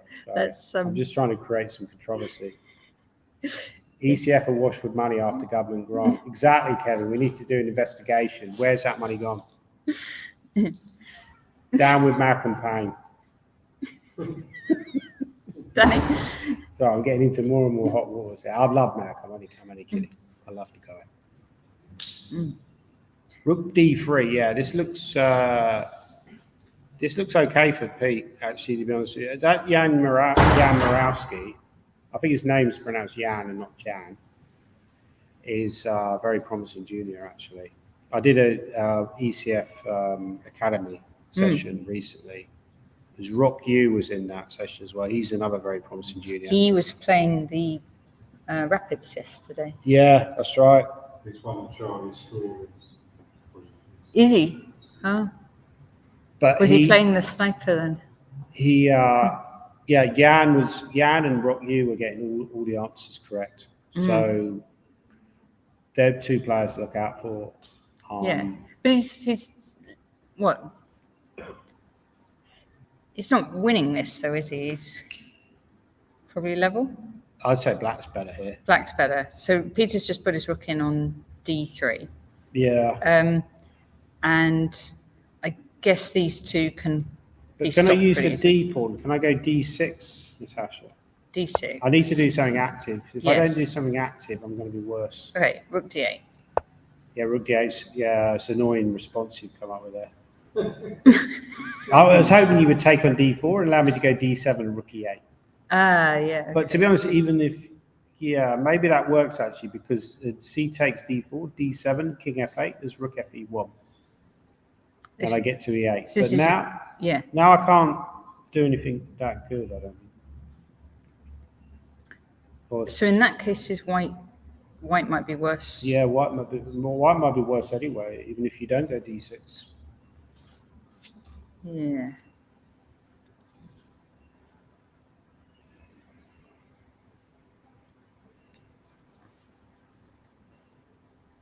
So other ideas, white, what, get the rook in on the 7th? Yeah, you got to try something because if you don't do anything, you're going to be worse. If you take on C5, I take back, and then D5 is weak. Knight C4 is coming in. Then maybe Knight C4 now. Just hit the bishop. C4. And so better move the bishop, right? Move bishop back. Where does the bishop go? That's the other thing. Yeah, but then I'll just have Rook D4, don't I? Yeah, so you have to go to A1. Let's say it took on D4 anyway. Takes like that. Seems better for black, right? Yeah. There's also ideas like Knight D2 in the position, and then take on F3. Okay. I've just noticed, now I know to look for the engine evaluation. I've just noticed Jude appears to have a very good position against Richard. I'm not one he is playing, by the way. I was wrong about that. Say again? Paul Motwani is playing. I'm sorry. Oh, he's playing? Yeah. Playing on board 16. Oh. Jude Chisby's doing well. Shall we have a look at Jude? And then we can look at Paul Motwani to make up already. for I think maybe Richard Pert won, lower down. So Jude... How did Richard Pert do, by the way? I think he might have finished. Saw him. I think maybe he's won already. Maybe he's higher up. Yeah, Shreyas has won already. Oh, there, draw. Oh, no, he drew. Yeah. Okay, yeah. But Hebden won. So he's won against Shire. So, okay. So Jude has engines liking this for black. And does look like he can bring in the major pieces. Yeah, something's gone wrong for Palliser. We left it after Queen F5. So what happened after Queen F5? Queen F5. That was much earlier, I think. Is it much earlier? Even we did see some, didn't we? Yeah. Bishop D7 was played with the idea of Bishop E6, right? Oh yeah. Okay. Queen F4, Bishop E6, H5, H6. So there was no. If you go back a move, there was no option of giving up the piece. No, because it didn't work because of Rook E8. So how do you mean? I was thinking about Bishop H6 there. Okay. But apparently, I think it was Knight H7. If you take Queen takes, then Knight H7 is strong because the idea of Bishop G5 is probably going to be good, right? Oh yeah. Yeah. So he took on F6. It still looks okay for white. Where did it all go so wrong?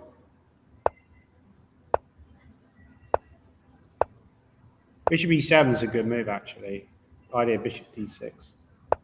That's a clever rerouting, I would say. Okay. And so it's bishop against knight.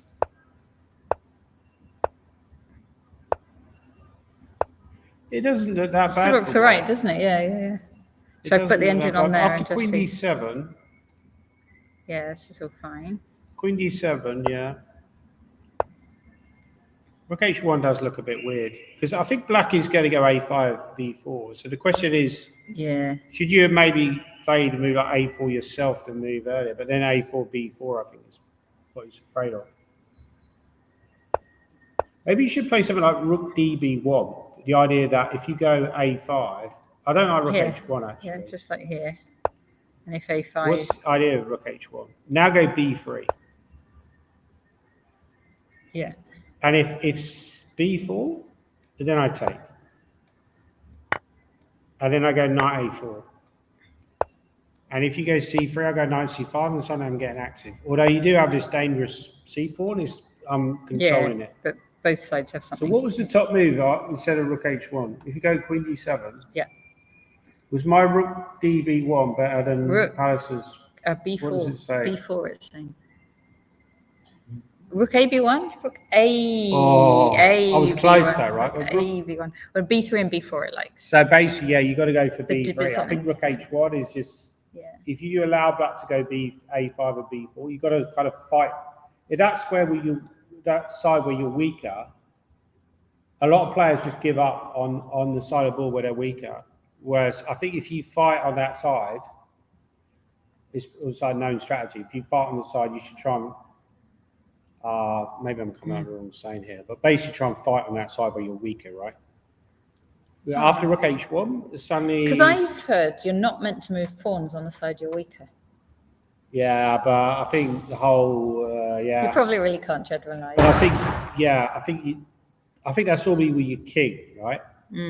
But here you've got to do something active because otherwise white would just go a5 b4. But I suppose it's still not a4 that he thinks it's going to happen anyway. Knight e2. Yeah, but this is where you started going a lot wrong. You know, knight e2. He should have been able to respond to b4 with ab knight a4, so that you've got some sort of counterplay. He'd gone a4. Once he goes already, knight e2, he's got no counter. He went a4.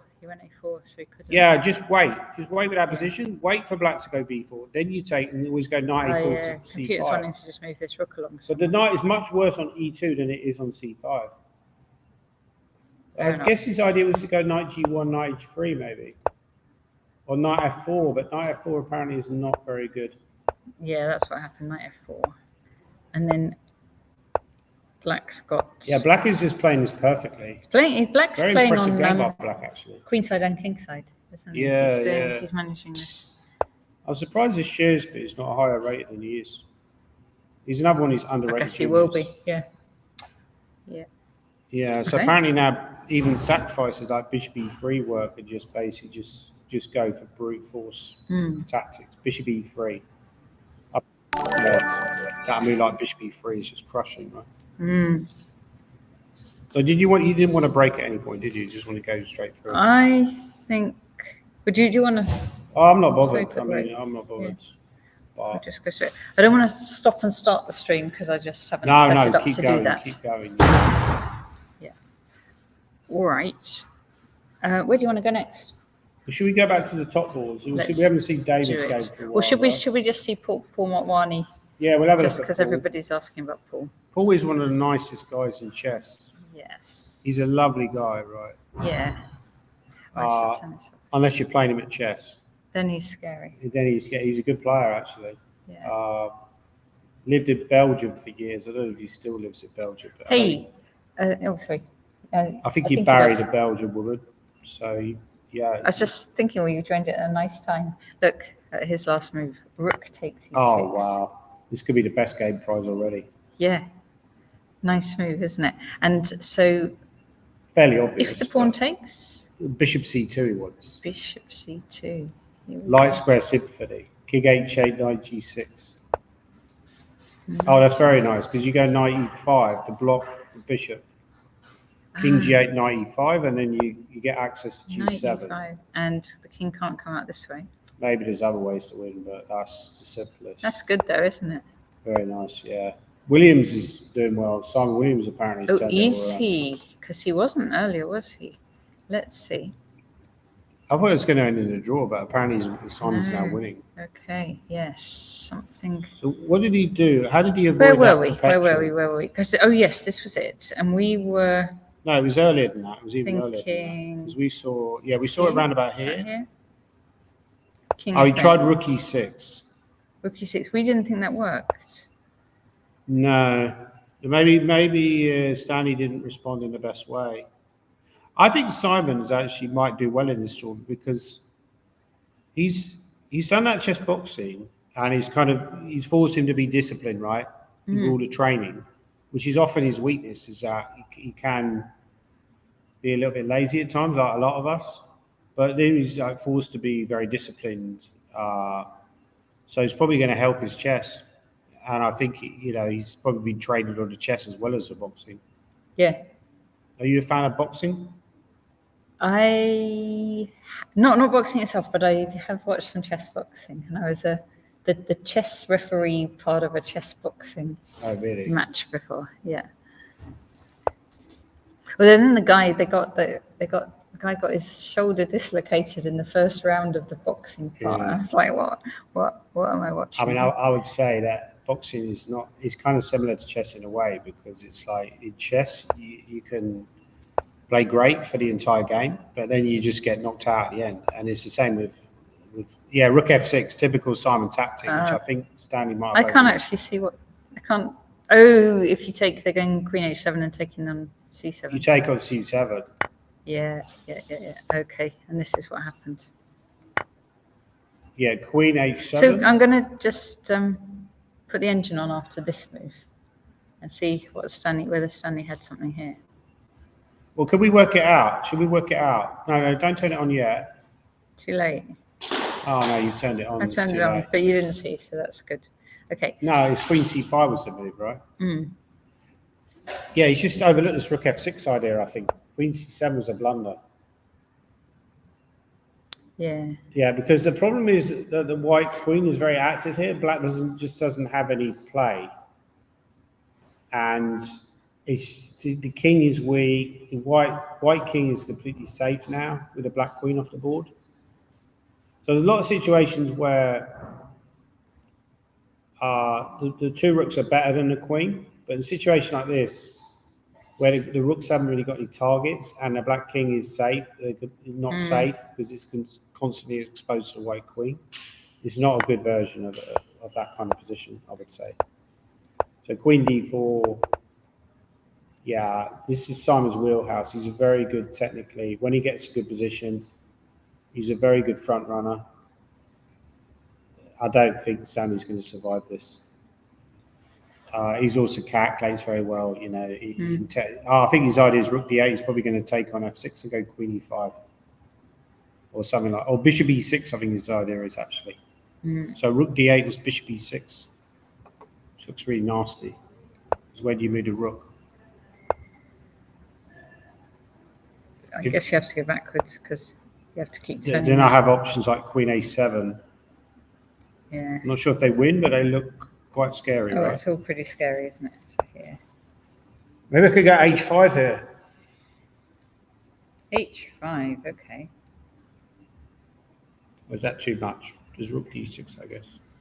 You get a lot of check. Rook d6 is just take on g6.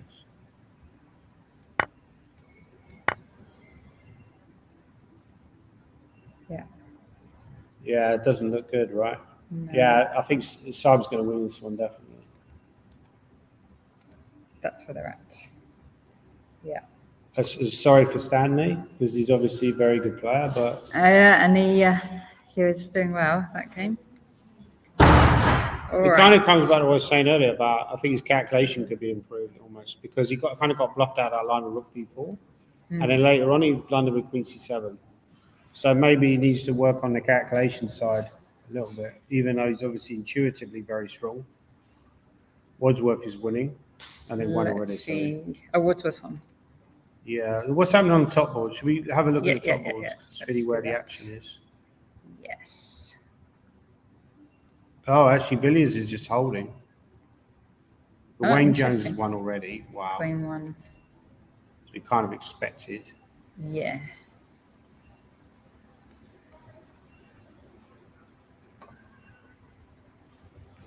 What about David? That seems like all the other games seem like in their final phases, and David's still in the opening. So I'll just pop off for a second and come Shall back. we? Let's just pause it for a moment because yes, Right. Yeah. we've been going for a little while. Okay, we're going to be back in 5 minutes. Right. Okay.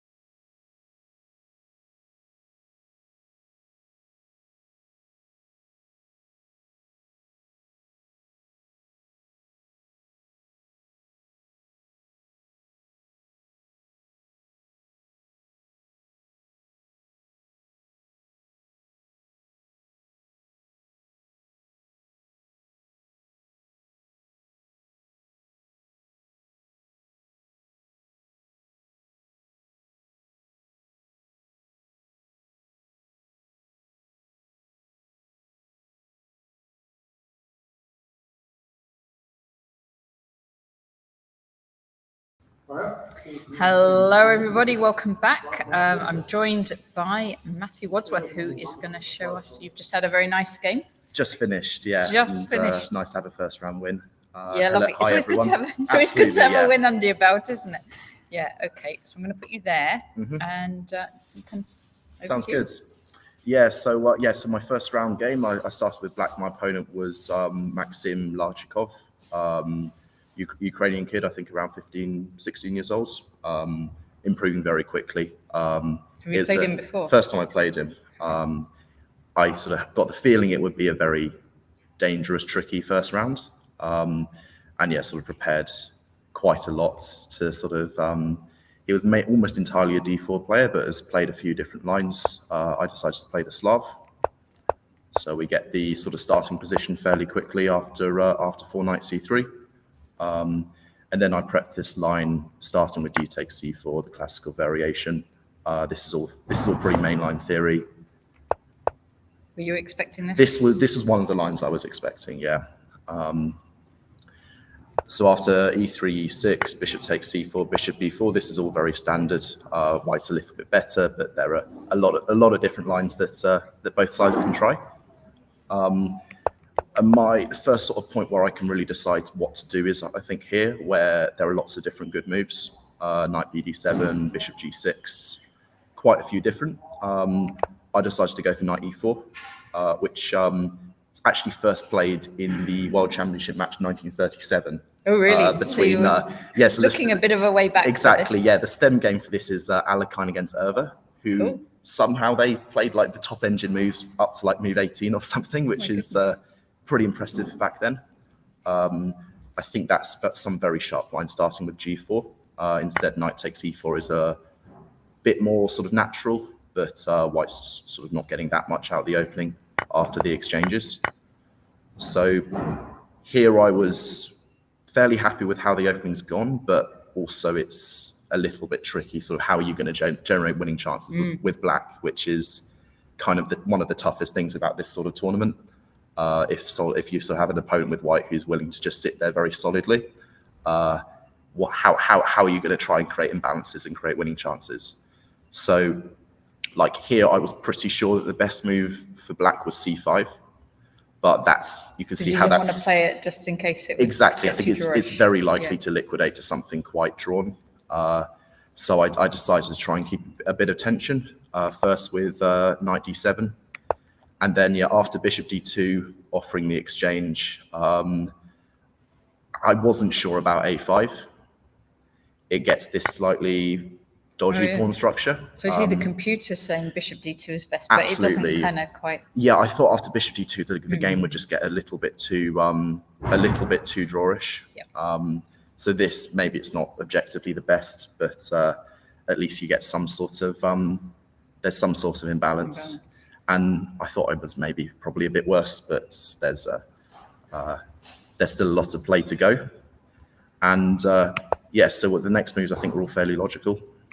So after queen A5, I've now got ideas of sort of going B5 at some point, maybe exploiting the pin on the A file. Yeah. So I was sort of expecting a move like B3 to come, but here the C3 square is now some sort of potential weakness. So I was sort of hoping some sort of knight maneuver, getting to C3, maybe a little bit over optimistic, but I was hoping for it. But yeah, he plays this all very solidly. I put the rook on D8. He puts the rook on C1, and I'm kind of just waiting at this point. I thought H6 was just a generally useful move. He sort of follows suit with H3, and then yeah, the position is just very tense at this point. I've got a lot of pawn breaks that I can at least think about in terms of sort of E5. C5, maybe C5, maybe even B5 if I'm feeling brave. But so it looks like, according to the engine, if white just sort of sits here with rook C2, he's probably a fair bit better. Instead, he chooses to retreat the queen to B1, which I think also kind of makes sense. But here I was quite happy. I was getting this sort of knight F6 idea in, and yeah, white has this dilemma really of does he allow sort of knight d5, knight c3, or does he cut it out by playing something like e4, which is not easy. I thought playing with e4 was probably the correct option, but it's very committal and can obviously backfire. Instead, white plays something else that I thought was very logical, rook c5. I'm not sure where my queen's supposed to go. I think almost all of the legal squares are probably playable. I went back to a7 mainly for the idea that actually showed up in the game, which was that if white plays the very natural looking e4 here, then rook takes d4 is quite a nice tactic. Okay. So it looks like if instead e4, white should play something like rook c1 apparently. But here I thought I was getting knight d5 and maybe knight c3 in, and I was fairly happy.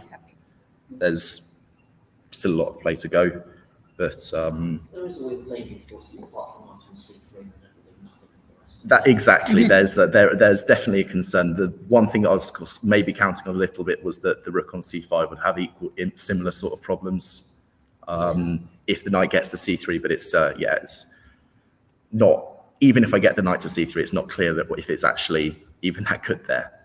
But yeah, after e4, I was very happy. I don't immediately lose a pawn because of this idea of queen e1, and there's no way to defend the b4 pawn. But I was very happy to, in any case, sort of liquidate my rather weak b4 pawn for a much stronger d4 pawn. And the idea I had here was to go queen c2, with the point being that white can't take with the queen because c5 forks the two pieces.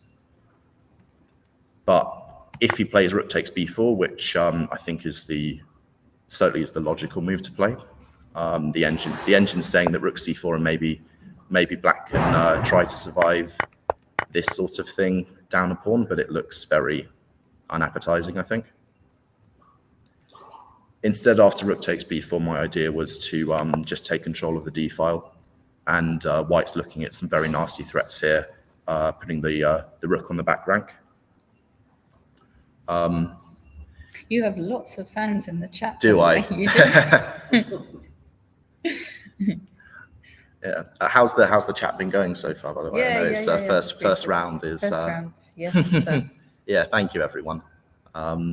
It's great to be back at the British. It's the first time I've actually played the British in Hull. I know it's been here. It was here. It's been here. Ago, It's been here a couple of times recently, but those are almost the 2 years I haven't played it. Ah, okay. So your whole debut. Yeah, I've played a couple of tournaments in Hull, but it's not in this location, which is obviously fantastic. Yes. It's unusual to play in such a nice place, I think. But I mean, in the game, white's got this really nasty dilemma of what does he do about rook d1. I think what he tried in terms of queen e3, getting the queen off the back rank, was very logical. Oh, but it's showing as a big blunder.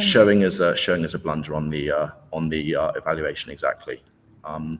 Looks like the engine wants to play rook d4, which allows this sort of ending, which I thought was very hard for someone to go into. Maybe something like this, white has some holding chances, but I struggled to really believe it. But instead, I think after queen e3, things just collapsed very quickly. I'm not sure exactly what he missed after rook d3. Maybe that knight d1, which looks like he sort of gets away with it, and maybe if I take on e3, he takes on c2. The ending's probably fine for him. But instead, I hope this is correct, but I think queen b1 wins for black. That the knight's pinned, and if he takes the rook, I take the knight, and then get the rook with the fork. Exactly. I hope that's right. So queen d1 or queen b1 both win. Okay. Thankfully, but after queen e3, rook d3, I was expecting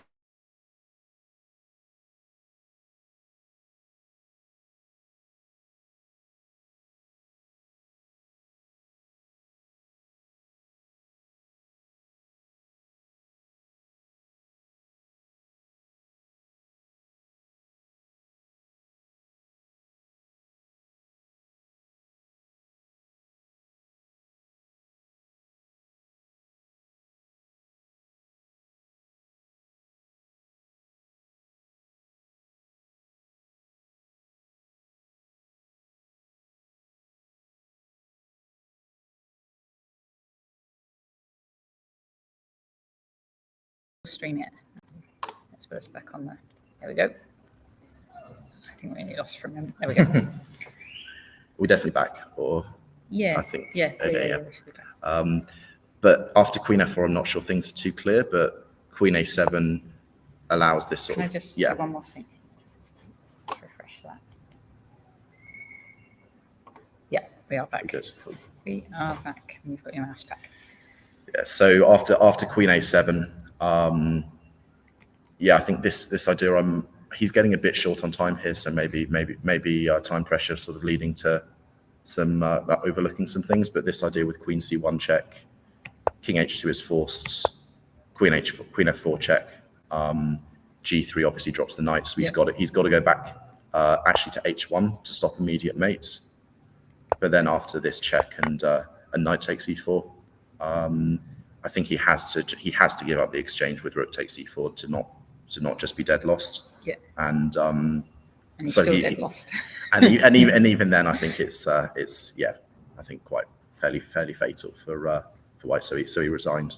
But yeah, it was. Thank you. It was a weird game where I felt like under a lot of pressure for a long time, and it all just sort of collapsed a little bit quickly for him. Yeah, But, it was like it was kind of level, but you had to kind of keep generating. Exactly, yeah.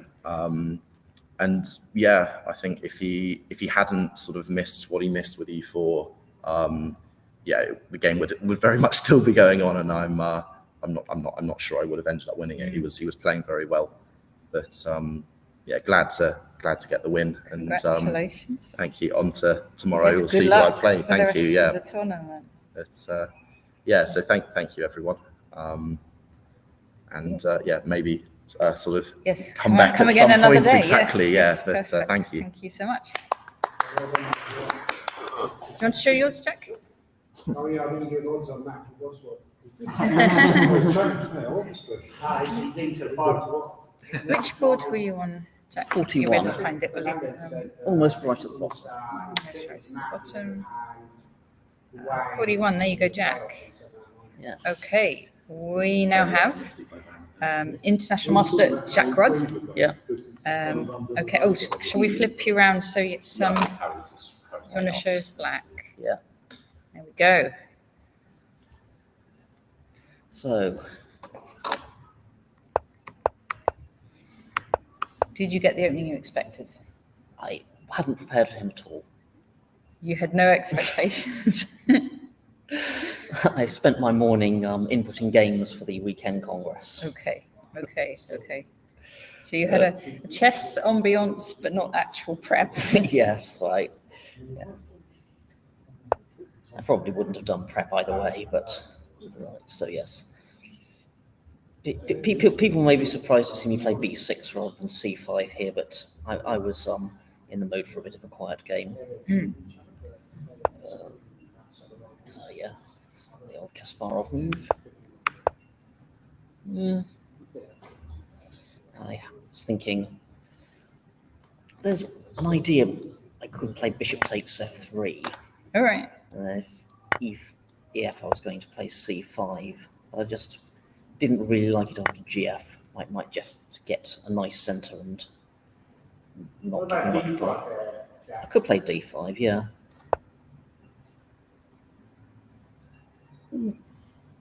Looks playable, but it's a position.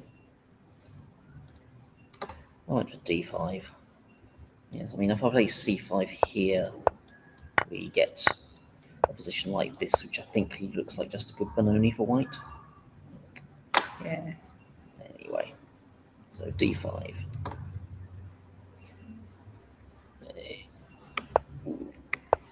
So this is sort of like it's hard to kill a queen's gambit now. I'm not sure that a3 is all that useful for white, but it must be perfectly playable. So you're pretty happy here. Yeah, it's a sort of game in which I would fancy my chances of outplaying someone rated 1950 with either colour. So it's difficult. But it's difficult to say what was actually better. Maybe white should take one of the central pawns, I don't know.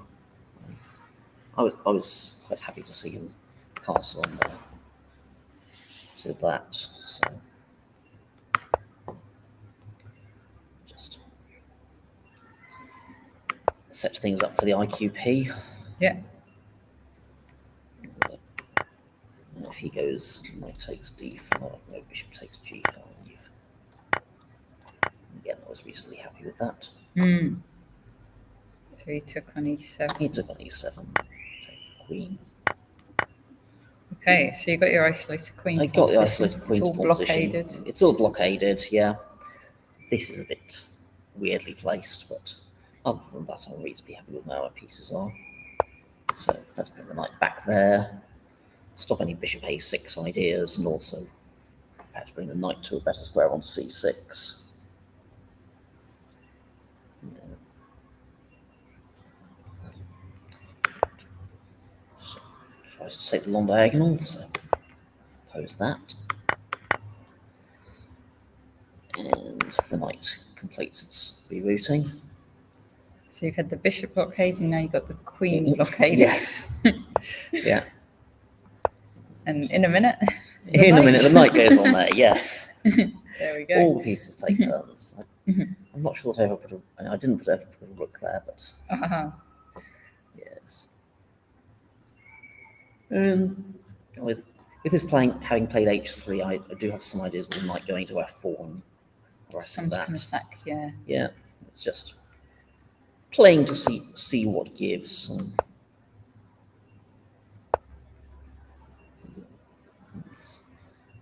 Don't want him to come into d7, so I'll play queen b7. Okay. He was recommending knight e5 for him there. I think if he played that, I was probably intending knight f4. Well, it has a threat. It does have a threat, on yes. g2. Yeah, I mean, maybe Put something in on c6. maybe the rook on c6. Or no, maybe I play f6 because maybe not c6. Yeah, maybe that's why the computer wants me to play knight c3 instead. Okay. Yeah, it's a game. If he played queen b3, which the computer doesn't like, so I start putting things on the c file. Yeah. Ah, now it's on rook in on c3. Yeah. As opposed to things coming in on c6. Yes. So I'm now threatening to treble on the c file, so he's got to exchange. Alakine's gone. Right. He's got to exchange things. Oh, I see. We've got a comment in there about my speed of play. How predictable. So we have reached knight ending where white has the isolated pawn. So what did you think you were going to win? Or I wasn't sure whether I was winning here, but I was pretty certain I was better. And I think I'm the only one with reasonable winning chances here. -2 there is surprising. Yeah. Yes. Quite a lot. Yes. I guess there's some immediate ones with knight b5 or Yes. Well, yeah, see, I was expecting him to play knight c6, and my king move was aimed at that. So. Oh, you were going to just give up the... Oh, you get trapped if you go there? Yeah. Yeah. Let's see how your knight gets out of there. Yeah. I suppose you could try a4, but b5. Yeah, b5 is the way to do it. What does the engine say about all this? Yes, it's still winning. Yes, it just wants me to carry on doing this.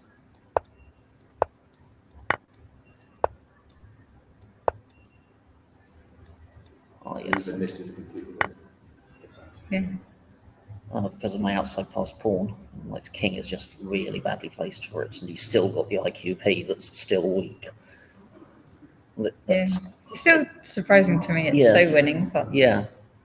But as it was, he played g3, so he doesn't even get the chance to harass things on the king's side. So I have now won a pawn. With a choice of two, I decide to take the rook's pawn, so that the IQP is still weak and needs to be defended. fair enough. And bring the knight back, so he can't liquidate it with d5 because of knight c3 check. So he was very short of time here, so I thought I'd just set a little trap with that. So, but he doesn't fall for it. Instead, he this. We played knight h5, which was quite good, forcing me to put my pieces in all the squares for a minute. But you're a pawn up now. I'm a pawn up, yes. And gradually, I will just maneuver and get my pieces out of there. I'm playing g5 whether or not he gets the knight out of there. Okay, so playing knight into g7. Oh my goodness! Threatening to come into f5 or h5. So he's got to play g4, and then I go back, and now he's got weak squares on h4 and f4 for my knight to potentially land. Yes. He doesn't have the same thing here because of this e6 pawn.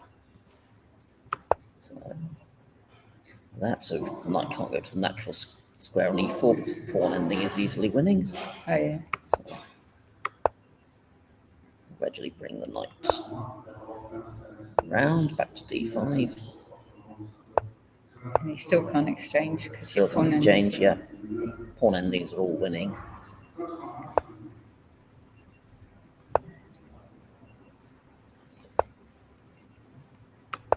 And I'm trying to bring the knight round to h4 or f4, and also tempting him into doing what he did here. A line like that is very tempting when you're short of time and under pressure. But yeah. Trouble so is, get the knight into. He's Zugzwang. Yeah. Blocking the passed pawn with your king now. Yep.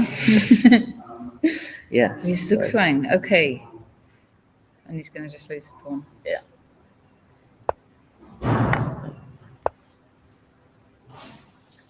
and I can see that after this, the things we have with the knight getting locked over there, it's getting locked over here this time. Yeah. So if he goes to anywhere except d4, I just play knight e5 and the knight's trapped. So he goes to e4 and I go b4. Yep. And if he tries to extricate the knight, it's just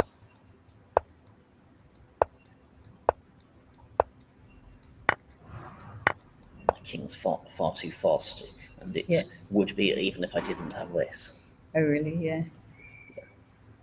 So he goes back to d3,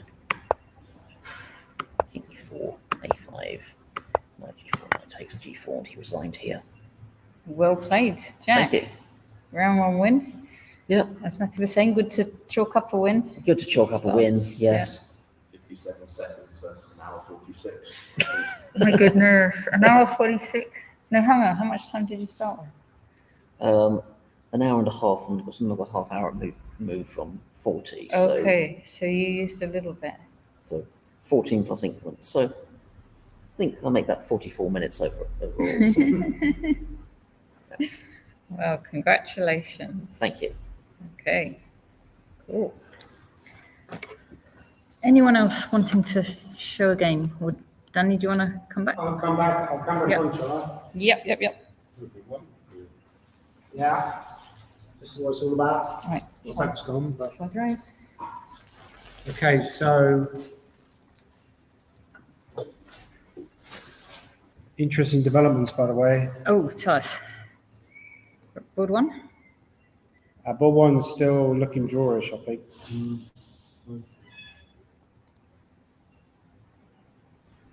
Yeah, we think that's probably going to end in a draw.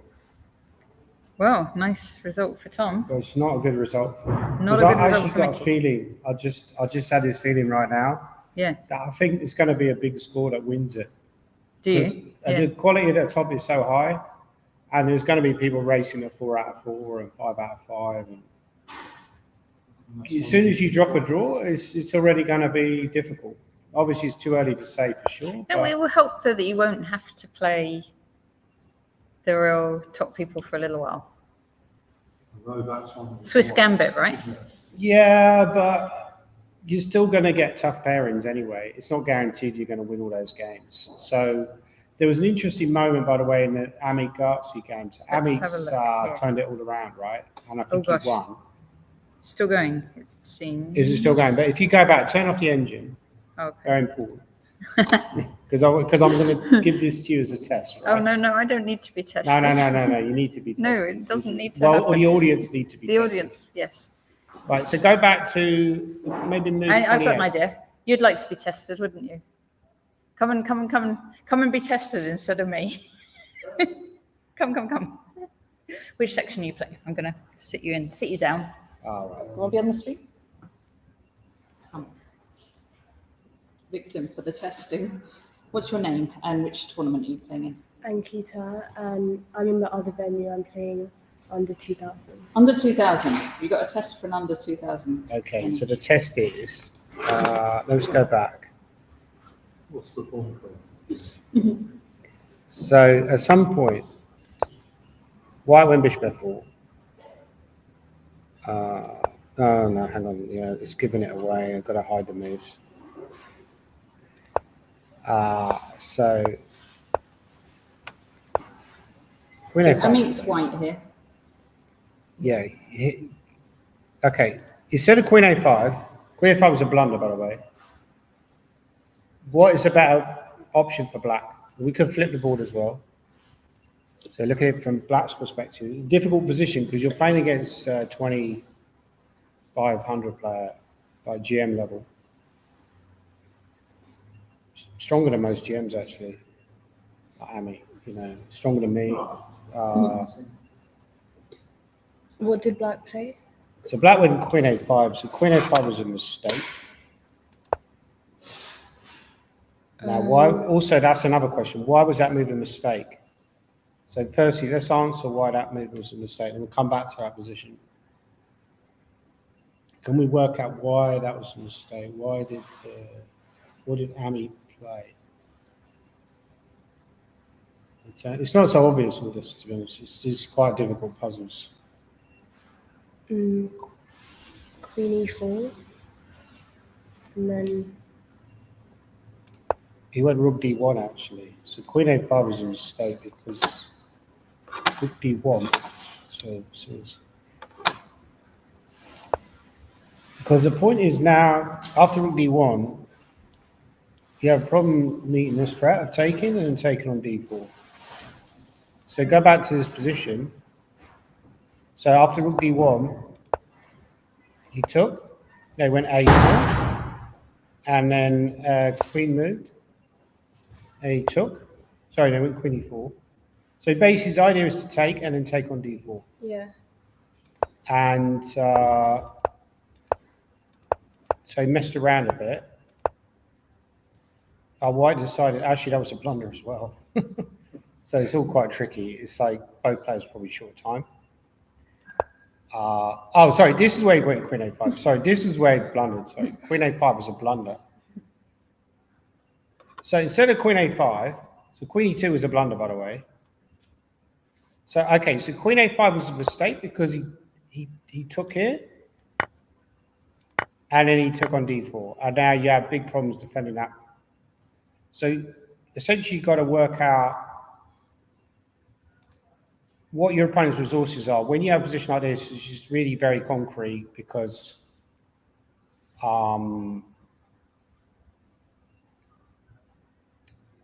it's very tactical, right? Yeah. Didn't I play you in a tournament in Hull? Or am I getting mixed up with somebody else? No, I get mixed. There's so many good juniors around now that it gets confusing, right? The numbers are so high. But, okay, so go back to this position.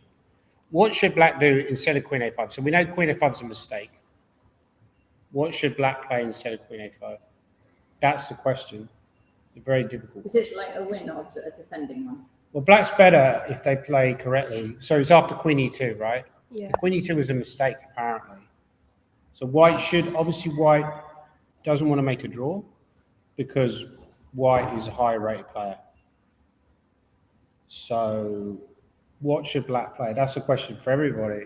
In this position, in this position, what would you suggest the black plays? I'm under 3,000.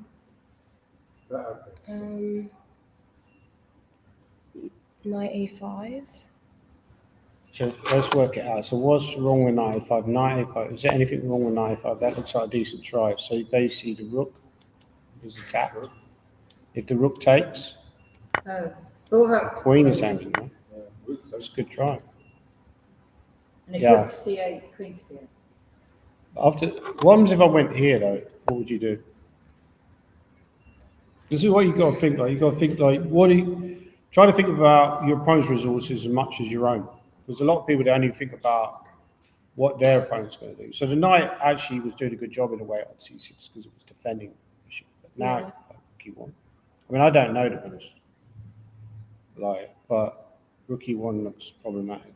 No, I can't protect it. Yeah, so it's tricky, right? Yeah. So go back to this position. What other options do we have?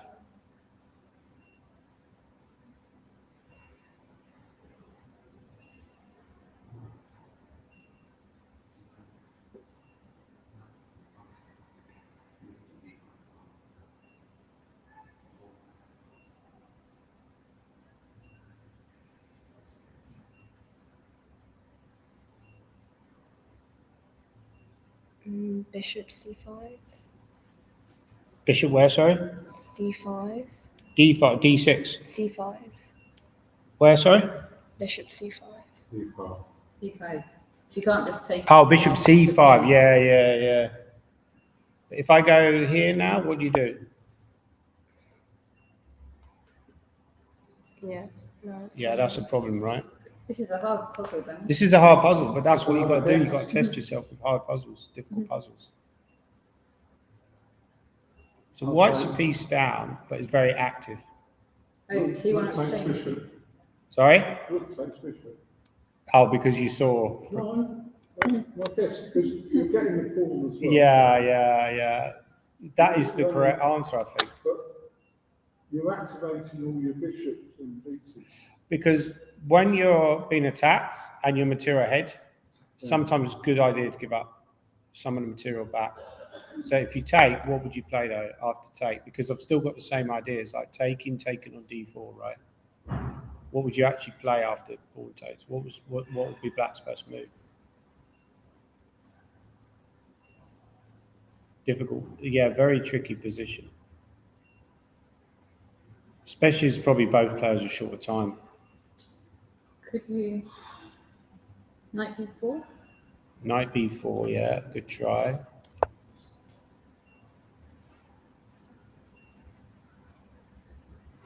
If I take, You have to go queen. Oh, you don't actually have to because the knight's defending the queen.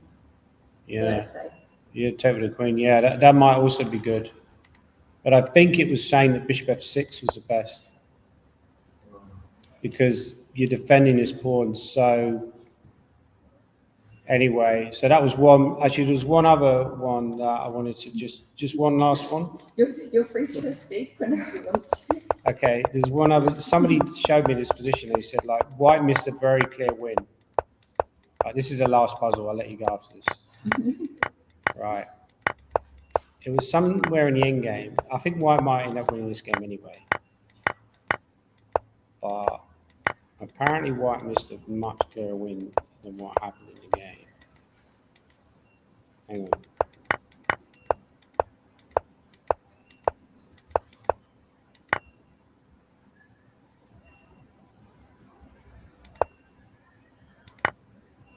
Yeah, so white to play and win in this position.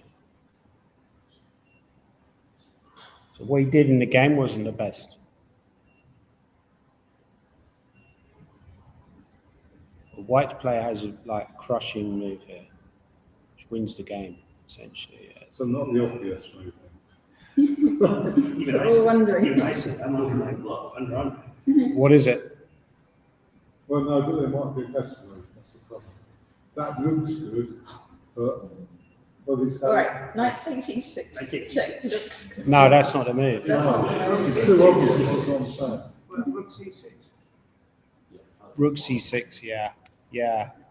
Because you hit the knight, and if the knight moves, then now you win. now you have this because you're not hitting the rook anymore with the rook. And if you move the rook, wherever you move the rook to, you go there, I take. So essentially, game over. Black would probably resign after rook c6, but he missed that, which is amazing for GM to miss. What did he play knight takes c6? He didn't go rook c6. What did he play? He did something where he gave up a lot of his advantage. Right, he did it in the other room. Yeah, because now you're not winning by force, right? So anyway, well, thanks a lot for helping us out with the puzzles. But good luck in the rest of the tournament. Okay. I think we'll probably wrap it up. Are we done? Yes. Anyway. Okay. Do you want to? We'll just look at who won what game and then wrap up. Sure. So we had. Is Mickey still playing? He Still was. down, maybe? They've drawn. But Okay. he drew, yeah. David won on 2 against Jacob. Impressive destruction of Jacob at the end, basically. Very impressive. Gawain, we saw quite a lot of that one, so it was a very tricky game. And Gawain kind of was playing on his natural ability, and he won that. Luke against Ethan, and Luke won, and that was a kind of positional, or a pawn sack in the opening. Very nice game. Nice game, and a positional win. Then this one's still going. What do you think of this, Danny? Stuart against I think Dave Stuart's Ledger. winning. He's too much material. He's going to win that game. So Stuart's black and is going to win with his extra pawns. We had Amit win just then. We saw it against Indy. Chris Beaumont. Sastuslav got a win against Chris Beaumont. Tres and Badana, we saw quite a lot of that one. And Tres conjured up an attack at the end. Harry Grieve won. Eldar Gasanov. Oh, that one's still going. Probably going to win. He's better. White's better. It's not clear that he'll win that. Yeah. Probably his favourite, but yeah. Against Camilla. Matthew Wadsworth very kindly showed us his game.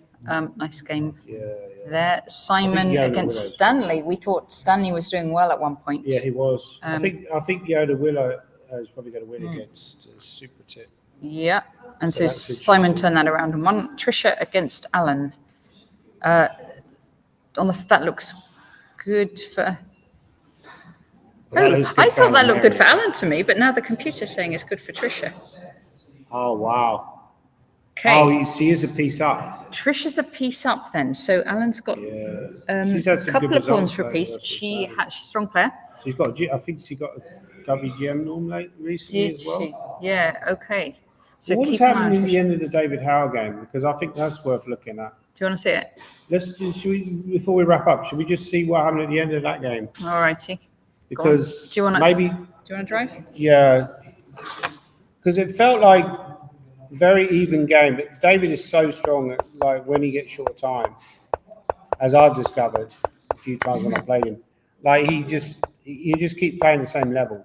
Whereas a lot of people, their level drops off when they get short time. They were both short of time this game. They're both short of time, but he's more experienced and better player, so obviously that's going to be a factor. So at what point did White go wrong? Because White went terribly wrong at some point. Okay, so it basically says G5. He shouldn't have gone Bishop E3. Bishop E5 was better. But actually already Black is doing quite well anyway. G5 is... A lot of players would be reluctant to go G5, right, Natasha? Because they'll be worried about their king. But computers have shown us that you shouldn't be afraid to throw your pawns in front of your king, unless there's like an obvious refutation. But here that's not the case because White hasn't really got an attack on the king side. There are more black pieces on the king side. Yeah. So basically, yeah, White went H4. He's attacking on the side of the ball where he's weaker. So this is kind of what you were saying earlier. Don't make pawn moves on the side of the ball where you're weaker. So here White is getting attacked and decides he loses patience. It doesn't want to just defend passively, so decides to kind of lash out, and it kind of makes it worse, right? Knight G4, brilliant move there. I think Knight G4 is an excellent move. And just made it look really, really easy. Just crushed him. I think David Howe's going to go very close to winning this tournament. Oh, now this is looking scary, isn't it, for White? Because, Also, I think David will enjoy the fact that yeah.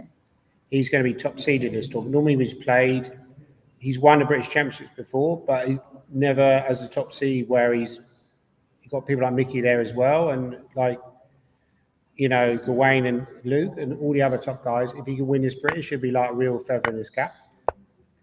So yeah, he just basically crushed them at the end. It's a very impressive game, I would say. White square. That was the game of the day, I would say. Yeah. Or maybe the Luke Shane game. It was also pretty close. Alrighty, shall we wrap up there? Yeah. Danny? Is anyone here for a masterclass, by the way? Some people. I haven't got a laptop, so it might be a bit of a problem presenting it. All Has anyone got a laptop I can borrow? I'll just wind up this stream. Thanks everyone very much for watching online. And Danny and Adam Hunt will be back tomorrow with more action from the championships, covering round 2 and then all the rest of the rounds after that. Thanks, Natasha. All right. Thanks all very much for watching.